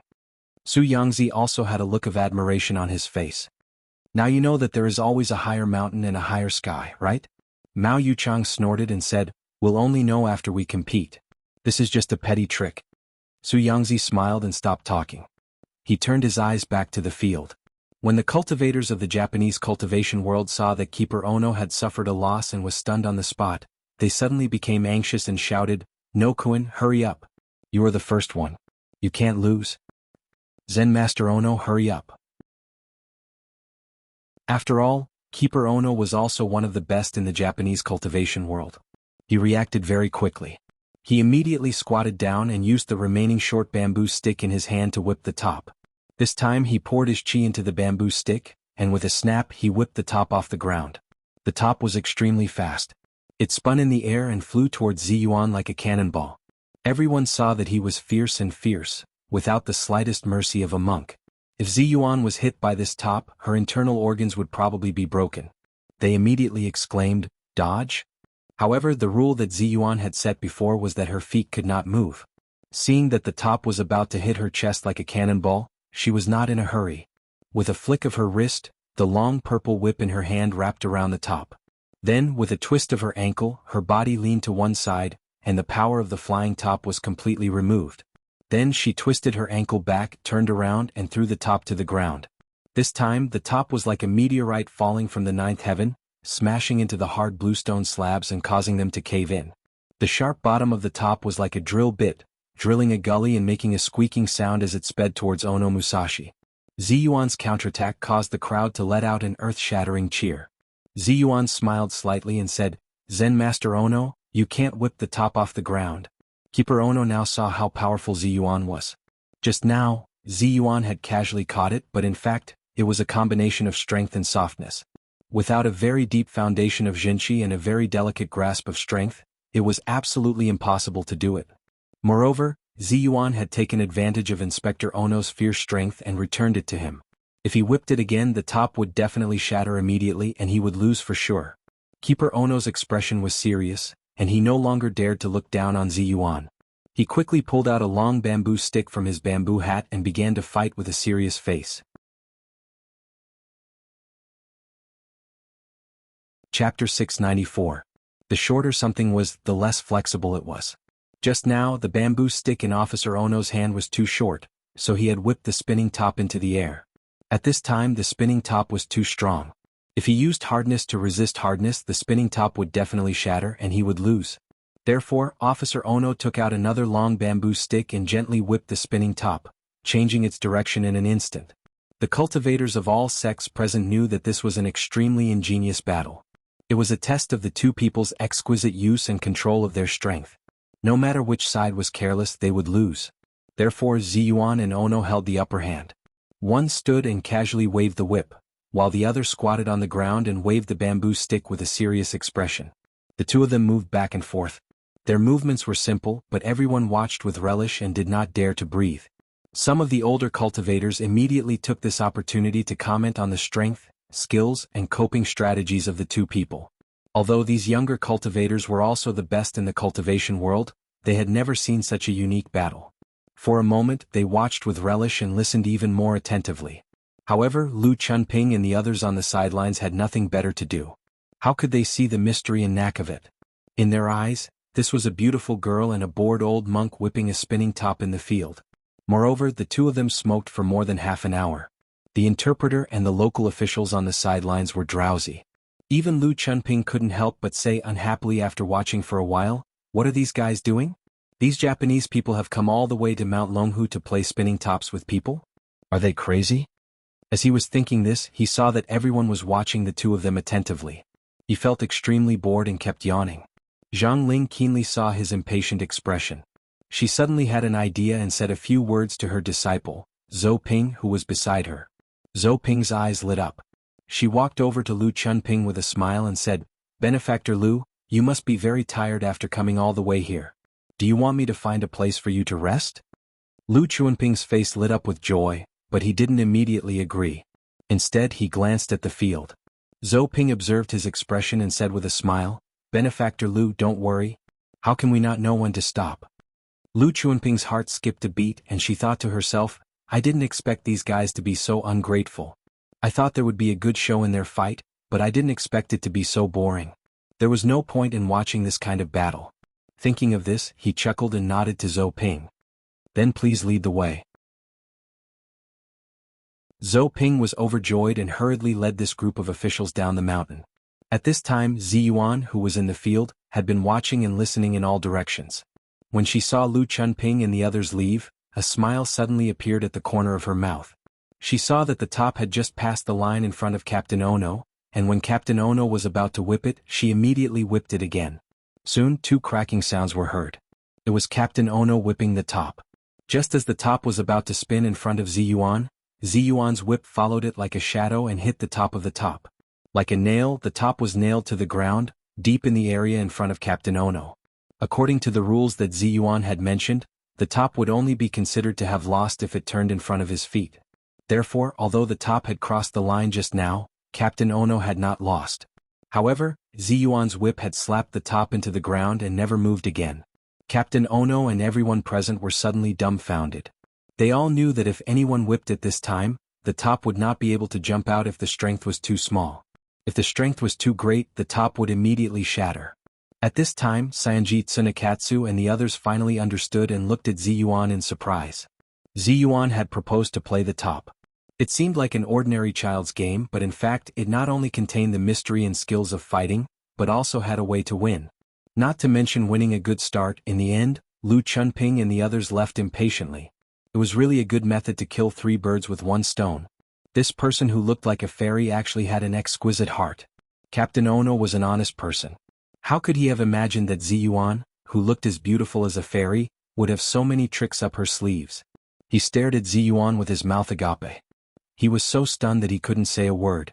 After a while, he sighed dejectedly and said, "I lost." Seeing his expression, Ruan Hongling didn't know why, but she suddenly thought of Li Yundong, who liked to make fun of people. She thought to herself, if Li Yundong were here, I might have to give this old monk a voiceover to describe his psychological activities. "Damn, Miss Hua, you're so cunning." Su Yangzi, who had always been mature and prudent, couldn't help exclaiming at this time, "Wonderful. This Ziyuan is really quick-witted. Amazing, really amazing. She easily solved our most embarrassing problem. Lu Chunping and the others are not here, so who will take the sentence only defeat is allowed, not victory seriously? Wonderful, it's really wonderful." At this time, even the stupidest people on the field had reacted. For a moment, The cultivators of all sects in China applauded like thunder, and their cheers shook the sky. Even Zhang Ling and the others who had repeatedly pressured Ziyuan nodded secretly. Zhang Ling thought to herself, Ziyuan's talent is really enviable. It's a pity that she is not clean and pure and is associated with demons. I only hope that she will repent and be saved. If she can convert to our Jingyi school as soon as possible, she may become another great cultivator in the future. Thinking of this, Zhang Ling's expression relaxed a lot. Although they had just been shouting and fighting, as if there was an irreconcilable hatred between the two of them, in front of the Japanese cultivators, she still said very politely in a loud voice, Jinren Ziyuan wins first. The Chinese cultivators thought of the rudeness and presumptuous behavior of Saionji Tsunekatsu and the others before and immediately laughed mockingly.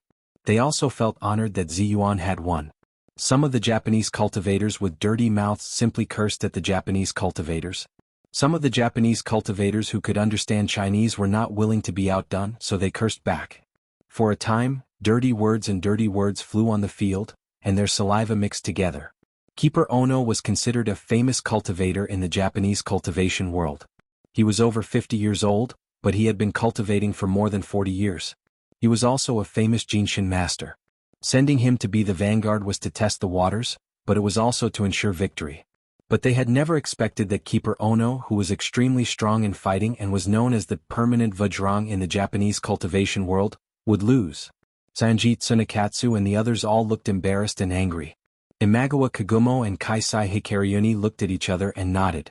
Imagawa Kagumo looked back at Kumo Mirror, who was not far behind him. Kumo Mirror understood and turned to look at a young Inyang master beside him. The Inyang master nodded and walked to the field, but he said something in Japanese. Saionji Tsunekatsu translated, "This is Kumo Yutsuan of the Kumo family. He wants to compete with Jinren Ziyuan." Ziyuan smiled slightly. "What do you want to compete with?" After listening to the translation, Kumo Yutsuan said a few more words in Japanese. Saionji Tsunekatsu raised his voice and said, Kumo Kagumo said that he is willing to compete with Jinren Ziyuan in summoning ghosts. Ziyuan thought quickly and thought, the strongest skill of the Yinyang sect is to summon ghosts. I'm not good at this, but how can I get out of this? She hesitated for a moment, then saw a young and handsome Taoist come up to the field. He cupped his hands and said to Ziyuan, Jinren Ziyuan, let me take this round. How about it? Ziyuan saw that although the Taoist was not very tall, only about 1.7 meters, he had a square face, thick eyebrows, bright eyes and a handsome appearance. In particular, his eyes were looking at her with a strong sense of love. She couldn't help but be stunned and asked, Excuse me, you Arg. The young man smiled and said, I'm Yu Manlu of the Penglai sect. Hello, Jinren Ziyuan. Ziyuan hesitated for a moment and said, So it's Jinren Yu. The Yinyang sect is especially good at summoning ghosts. Yu Manlu laughed and said, Please rest assured, Jinren Ziyuan. I have learned the 5 ghost techniques since I was a child. When I grew up, I would be able to summon the 36 heavenly spirits and the 72 earthly spirits.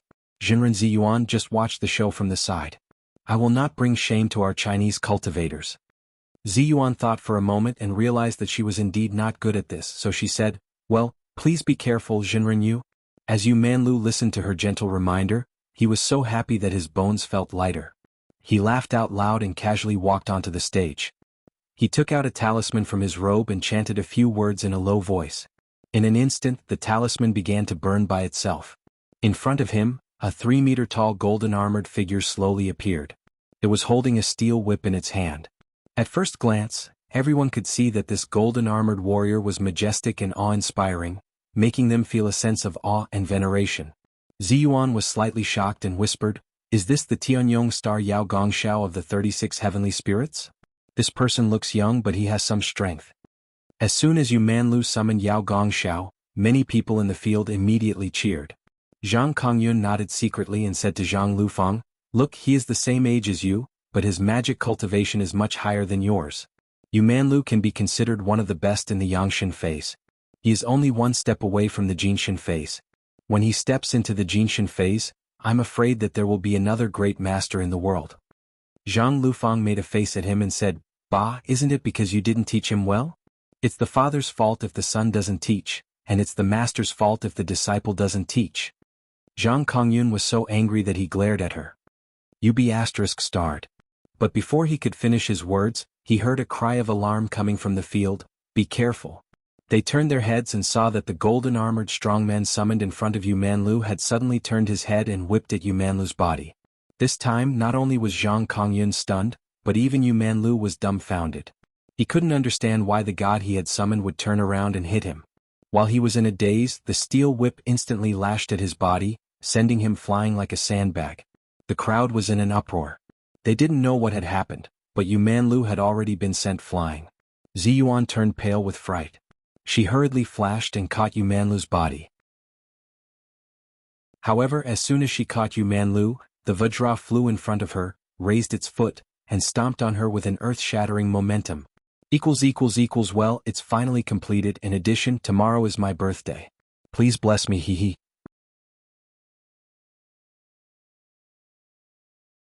Chapter 695. Seeing the huge foot of King Kong stepping on her, she pulled Yu Manlu and dodged it. She threw Yu Manlu in the direction of Ruan Hongling and shouted, "Take him away quickly." The cultivators of all sects present were all stunned. Zhang Lufang said in surprise, What's going on? Why did Yu Manlu summon a deity to devour him instead?" Zhang Kongyun's expression was solemn. He stared at Kamoyu on the field and said in a deep voice, "If I'm not mistaken, it should be this guy's doing." Zhang Lufang turned her eyes and saw Kamoyu standing on the field with his hands in his wide sleeves. There was a sneer at the corner of his mouth, and his eyes were fixed on Ziyuan and the others. Everyone saw that he was standing still, and it didn't seem like he had done anything. However, Zhang Lufang was closer to him, and she was keenly aware that there was a faint fluctuation coming from his wide sleeves. It seemed that his fingers were constantly moving, and his lips were also moving gently with very subtle movements, as if he was chanting some spell in a low voice. Soon. Zhang Lufang was shocked. This Kamoyu can also control other people's summoned gods? Zhang Kongyun nodded slowly. Although the Japanese Yin-Yang Taoism was passed down from the Yin-Yang school of the Spring and Autumn period and the Warring States period, it has evolved into a unique cultivation sect in Japan over the past thousands of years. Its magic is mainly to summon gods and ghosts, so it can be said that few cultivation sects in the world can surpass them in this magic. Deng Jiao, who was very shy, couldn't help but whisper at this time, "Is there no one in our country who can summon gods and ghosts that can surpass this Kamoyo?" Zhang Kongyun shook his head and said, "It's not that there isn't. The Maoshan sect has always been famous for its talisman magic that can summon gods and ghosts. The leader of the Maoshan sect, Jinren Buzhou Mao Jingye, is unrivaled in the world with his magic. Not only him but Taoist Zhang of the Jingyi school is also a good master. His magic is exquisite and not inferior to that of Mao Jingye. Moreover, the leader of the Chuanzhen sect. Alas, let's not talk about it. They are all in closed-door training. What else can we do?" Zhang Lufang said anxiously, "Don't tell me we're just going to watch this guy act so presumptuously?" Just as she finished speaking, a woman suddenly said in a clear voice, "You dare to be so arrogant with such insignificant skills?" Zhang Lufang immediately turned her head to look at the woman along with everyone else. They saw Mao Yuchang walk onto the scene, sneering as she looked at the traitorous Vajra. She was rather tall, about 1.7 meters tall, and her legs were especially slender. Although she was wearing a loose Taoist robe, she still looked tall and slender. However, when she stood in front of this 10-foot-tall Vajra, she suddenly looked small and delicate, like a child. She had to raise her head high in order to see the Vajra's comprehensive eyes.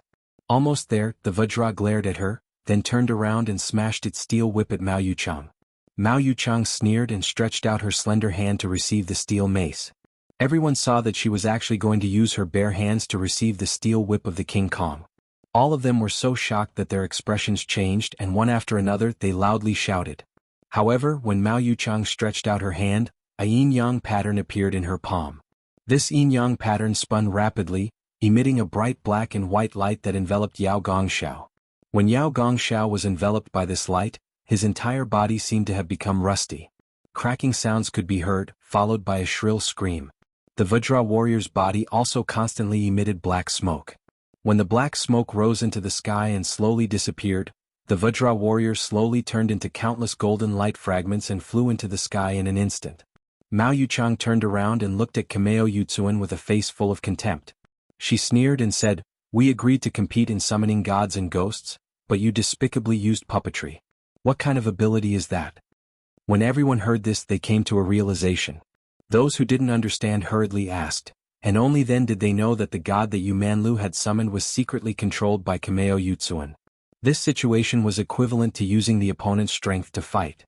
Although the means were a little despicable, if it wasn't for the fact that his cultivation quotient was much higher than that of the caster, it would have been absolutely impossible. Yu Manlu was an inner disciple of the Penglai sect, and he was also the son of Yu Qin, a great Taoist master of the Penglai sect.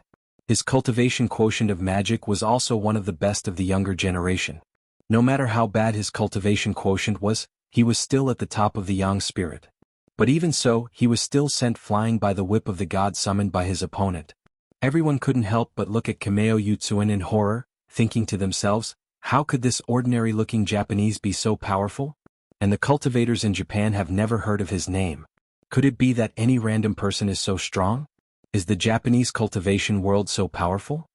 For a moment, everyone was a little shocked. Sayonji Tsunekatsu said leisurely, Kameo Yutsuan wins. Now it's 1-1. Miss, do you want to go next? Mao Yuchang snorted. She raised her head and said arrogantly, nonsense, if I don't go, will you? Her words were harsh, but Sayonji Tsunekatsu just smiled and whispered a few words to Kameo Yutsuan in Japanese. Kameo Yutsuan glanced at Mao Yuchang and also said a few words in Japanese. Sayonji Tsunekatsu smiled and said, Kameo Jun wants to ask you, how do you want to compete? Do you want to continue to compete in this skill of summoning ghosts? Mao Yuchang said proudly, of course I want this guy to be convinced of his defeat. Although the sects couldn't bear to see Mao Yuchang's arrogance, her words still attracted many people to cheer for her. Soon Senji Tsunekatsu glanced at her, whispered her words to Kameo Yutsuan, and whispered a few words. Kameo Yutsuan smiled slightly, bowed slightly to Sayonji Tsunekatsu, and then bowed slightly to Mao Yuchang, saying in Japanese, please advise me. Mao Yuchang snorted, took out a talisman from her sleeve, pinched her fingers, and recited a long incantation in a low voice, Tianyuan Tai Jingxi Main Army. Protect the earth, protect the unity of the spirit. Beautiful embroidered skirt, crown green scarf. Azure dragon on the left, white tiger on the right. Admire the dragon sword, the seal of 5 blessings. Commander divine officer, 3-5 generals. Evil must be cut, monsters must be destroyed. Perfunctory good fortune, enlightenment Shi. Evil destroyed, 5 emperors subdued. Protect the world for 10,000 years, Emperor Dirixi. Yellow dragon descended from the sky, the emperor's birthday. Jingshao cave eliminate demons but not. Ask the great emperor of the 3 realms to suppress the celestial venerable, holy emperor Guan, to descend to the mortal world as urgent as the law. She recited this incantation very quickly, and soon the talisman in her hand burned by itself. A burly man in heavy armor slowly appeared in front of her. This big man was holding a green dragon crescent moon saber, his face was like a heavy jujube, his beard was a foot long, and his phoenix eyes were shining brightly. Everyone saw that this holy Emperor Guan was really Phoenix Wing's green scarf split by star fire, 3 long hairs scattered behind the head, lying silkworm wrinkled liver chilled, phoenix eyes wide open, god and ghost fear, green dragon saber swaying for a long time, red rabbit altar cursing. It was really awe-inspiring. They all gasped. Ruan Hongling, who was taking care of Yu Manlu, also raised her head, pulled Ziyuan's sleeve and said in a low voice, I once saw Lin Yu of the Divine Fist sect invite the holy Emperor Guan to descend to the mortal world. His divine power was amazing. I wonder how powerful the holy Emperor Guan who directly invited him to descend to the mortal world will be. Ziyuan said in a low voice, it's easy to invite a god into the body, but it's very difficult to invite a god to descend to the mortal world and reveal his true body. It seems that Mao Yuchang has received the true inheritance. No wonder she is so arrogant. Deng Yu and Deng Jiao, who were not far away, had never seen such a scene. At this time they were stunned. Deng Yu stammered, why does this guy look so familiar?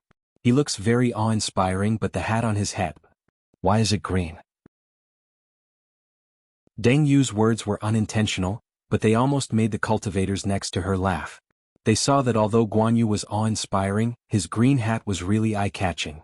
In the 5,000 years of history of the gods and Buddhas in China, Guan Yu was probably the only one who liked to wear a green scarf, a green crown, and a green hat to become an immortal. If it had been during the period of the 3 kingdoms, this would not have been inappropriate, but no matter how wise and brave Guan Yu was, he would not have expected that more than 1,800 years later, his green hat would be very inappropriate in the eyes of future generations. When Zhang Lufang heard Deng Yu's words, she was shocked and quickly covered her mouth. She was so scared that her face turned pale. She said in a low voice, "Are you crazy? This is Guan Yu, one of the 4 marshals of the immortal world. How dare you say such disrespectful words in front of him?"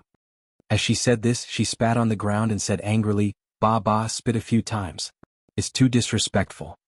Deng Yu and Deng Jiao were frightened by her, and their faces couldn't help turning pale. They timidly looked at the awe-inspiring Guan Yu, then opened their red lips slightly and spat on the ground. But after spitting, Deng Yu thought for a moment and couldn't help but whisper, "Hey Shiji Lufang, why do you think Guan Yu is wearing a green hat for no reason?" As soon as she said this, the Taoist priests and nuns who were close to her couldn't help laughing. However, Guan Yu was the true god that Mao Yuchang had invited to the mortal world with her great Shintong. They didn't dare to be presumptuous in front of the true god, so they could only hold back their laughter, their faces twitching. The corner of Zhang Liufang's eyes twitched.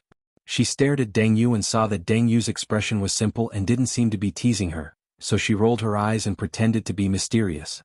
"Do you want to know?" Deng Yu nodded quickly. "Yes." Deng Jiao also blinked curiously, looking like a curious baby. Zhang Lufang chuckled and pointed at the two of them. "Be sincere. You're not allowed to be disrespectful to Guan Yu." Deng Yu and Deng Jiao immediately became respectful. "Shiji Lufang, please tell us why Guan Yu is wearing a green hat." Zhang Lufang put her hands behind her back, shook her head and said, "Yes, why did Guan Yu wear a green hat?" Deng Yu and Deng Jiao asked in unison, "Why?"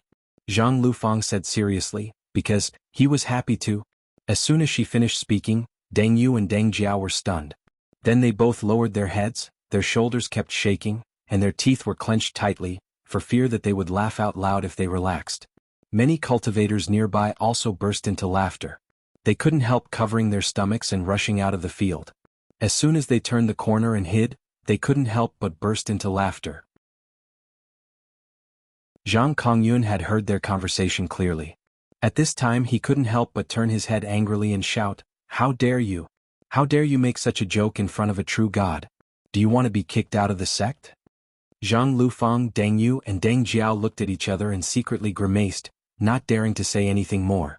After laughing for a while, Deng Yu said to Zhang Lufang in a low voice, "Shiji Lufang, it's a pity that you don't know Li Yundong. If you knew him they would be a pair of clowns. He also likes to joke. In the past he often made some funny jokes at school." Deng Yu and Deng Jiao couldn't help but think of their days at school, especially what Li Yundong had done there. The two of them suddenly smiled and couldn't help laughing. Zhang Lufang asked curiously, "Really? Every time I see him, he looks serious and has the demeanor of a leader. If you hadn't told me, I really wouldn't have been able to tell." Deng Yu wanted to say more, but Zhang Kongyun turned around angrily and stared at them unkindly. He scolded in a low voice, "Be ****, the battle is coming. How can you still be in the mood to gossip about such messy things?" Only then did the three of them stop chattering and concentrate on watching the match. At this time, they saw that Kamo Yutsuan finally took out his hands from his sleeves and threw out a talisman, but everyone's eyes were fixed on him. The talisman floated to the ground, but there was no movement. For a while, everyone looked at each other in dismay, and then roared with laughter. "Haha, did this fool throw the wrong talisman? Why is there no movement at all? I'm dying of laughter. Is this the magic of the Japanese? Hehe, be careful not to be fined for throwing confetti." The cultivators of various sects on the sidelines ridiculed him, but Kameo Yutsuan showed a complacent and sinister smile. Although Mao Yuchang was proud and conceited, she couldn't help but feel a chill in her heart when she saw Kameo Yutsuan's expression. Just as she felt strange, she felt a gust of wind rushing toward her, as if there was an invisible beast in front of her. Mao Yuchang's face changed greatly. With a thought, Guan Yu, who had descended to the mortal world, appeared in front of her in an instant. As soon as he held the green dragon crescent blade in his hand horizontally, he heard a clang. Guan Yu, with his green dragon crescent blade, hit Mao Yuchang like a cannonball and flew out. The ridicule of the crowd suddenly stopped and their eyes bulged. "No way, this Guan Yu was also sent flying in just one round? Is this Japanese so powerful? Thank you for your blessings. There are too many messages so I can't reply to them one by one. Sorry, hehe."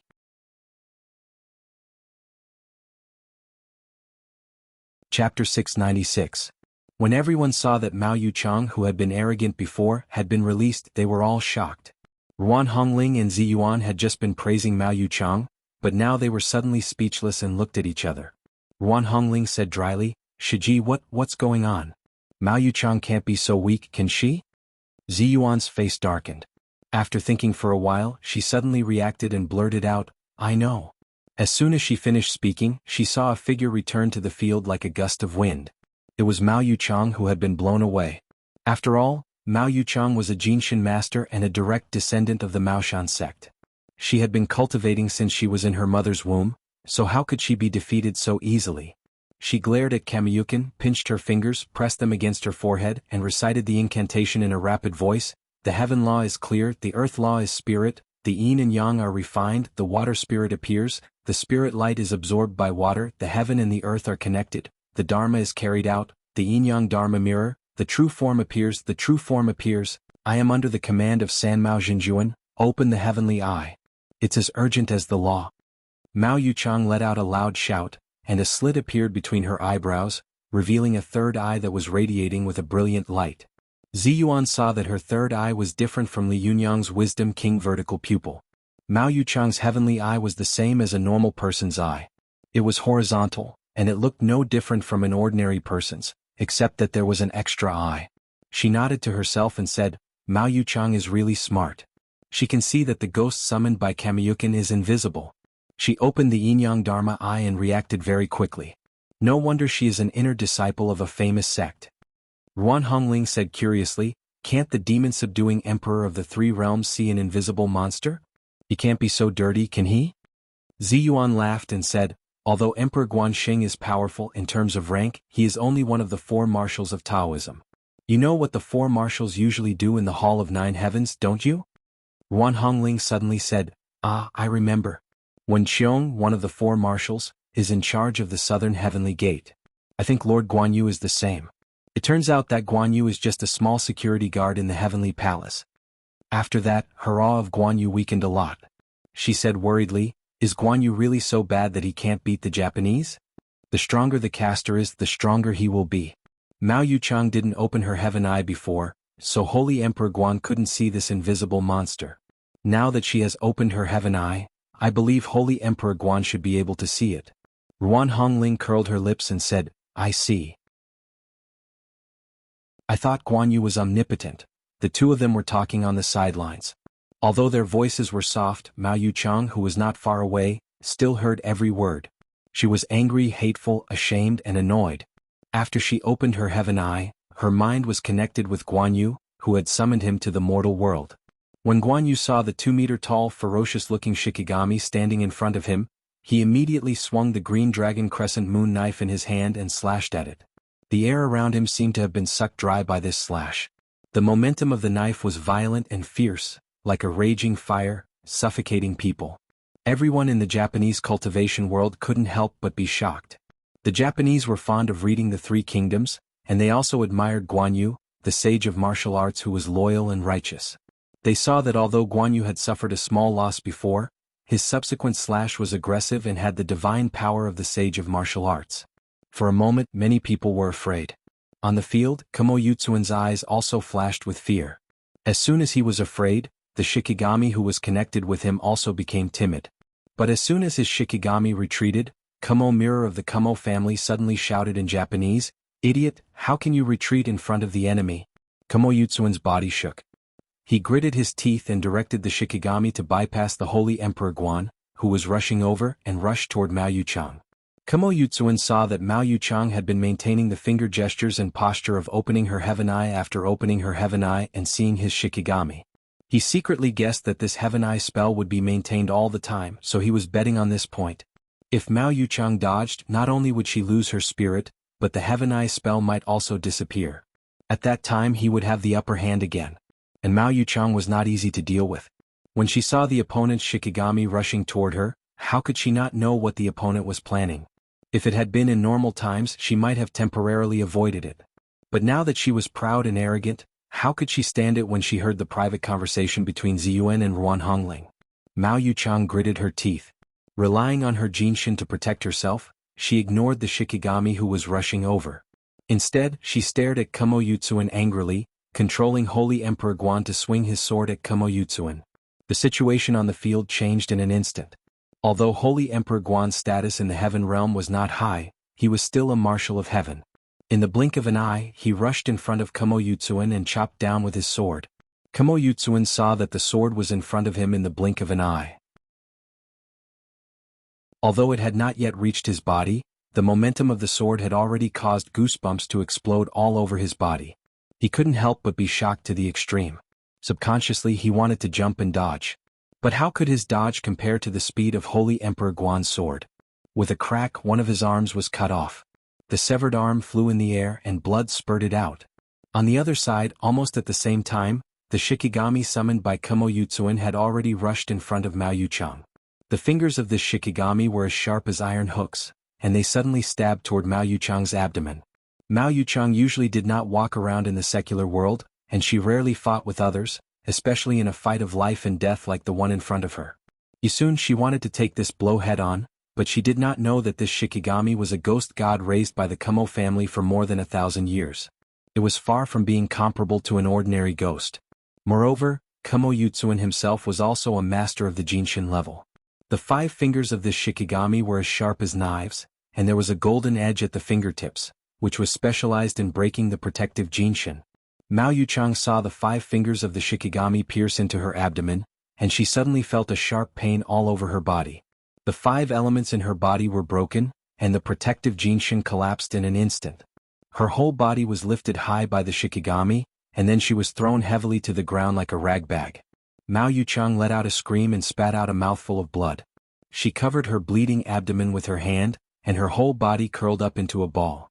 When everyone saw this scene, they immediately shouted. The Japanese cultivators rushed forward and supported Kamo Yutsuan, whose arm had been cut off. They all began to curse the Chinese cultivators. The Chinese cultivators were also shocked. Su Yangzi shouted angrily and rushed forward. He quickly bent over in front of Mao Yuchang, and his fingers quickly pointed at her abdomen a few times. Ziyuan also quickly stepped forward, took out a jade bottle from her arms and said in a deep voice, "Jinren Su Yangzi, this is the 9-turn-do pill. Do you think it's useful?" Su Yangzi looked up at her and felt very grateful. Just as he was about to reach out to take it, he heard Mao Yuchang moan and struggle to say, "I don't want her medicine. Our Maoshan sect has our own." Master Su Yangzi's face stiffened. He lowered his head and looked at his stubborn niece. He sighed and smiled apologetically at Ziyuan.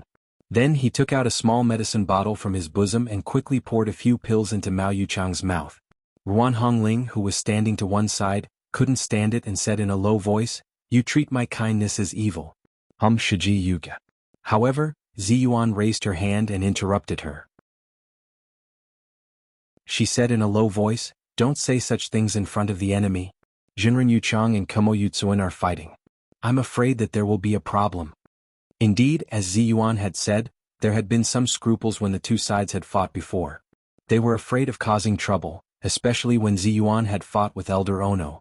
It had been a new and peaceful fight, so there had been no anger on both sides for a while. But now Mao Yuchang and Kamo Yutsuan had lost an arm, and the other had been seriously injured and vomited blood. The eyes of the cultivators on the field were red. They confronted each other and were about to fight. When Su Yangzi saw that Mao Yuchang had closed her eyes and fallen asleep after taking the pill, he temporarily relaxed. He stood up and glared at the Japanese cultivators with hatred in his eyes. Just as he was about to step forward, he heard Ziyuan say in a low voice, "Jinren Su Yangzi, each sect can only send one person. Have you forgotten?" Su Yangzi suddenly stopped and clenched his fists so hard that they cracked. He was not the only one who was angry.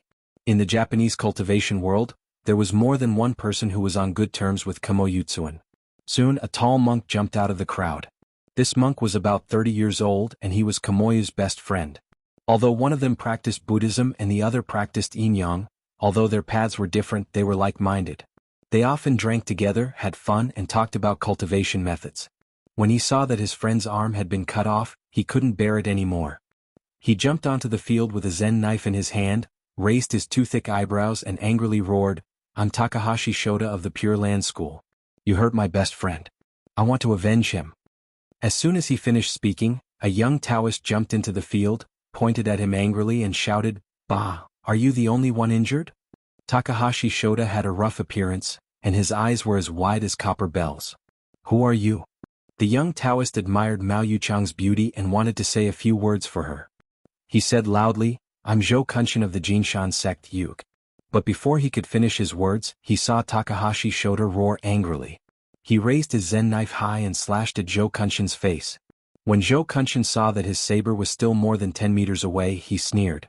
Just as he was about to taunt him, he suddenly found his body flying up lightly. Then he found himself lying on the ground.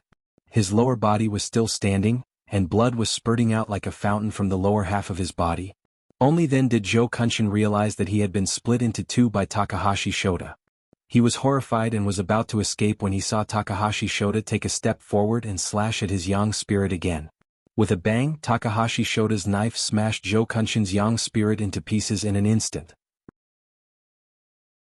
Takahashi Shota glared at the cultivators of the various sects on the field with a ferocious face and said fiercely, "Who's next to die?" For a moment, the field fell into a very short and terrible silence. The cultivators of all sects knew that a blood feud had been formed between the two sides. The warm situation just now no longer existed. An extremely terrible bloody battle was inevitable. You're tuning in to the Han Li's Wuxia Adventures YouTube channel. We're so grateful for your support, and don't forget to subscribe to join us on this incredible journey through captivating stories. Your generosity through donations truly makes a world of difference, as it's the primary source of revenue that allows me to expand and enhance this channel for you. Thank you from the bottom of my heart for being a part of this adventure.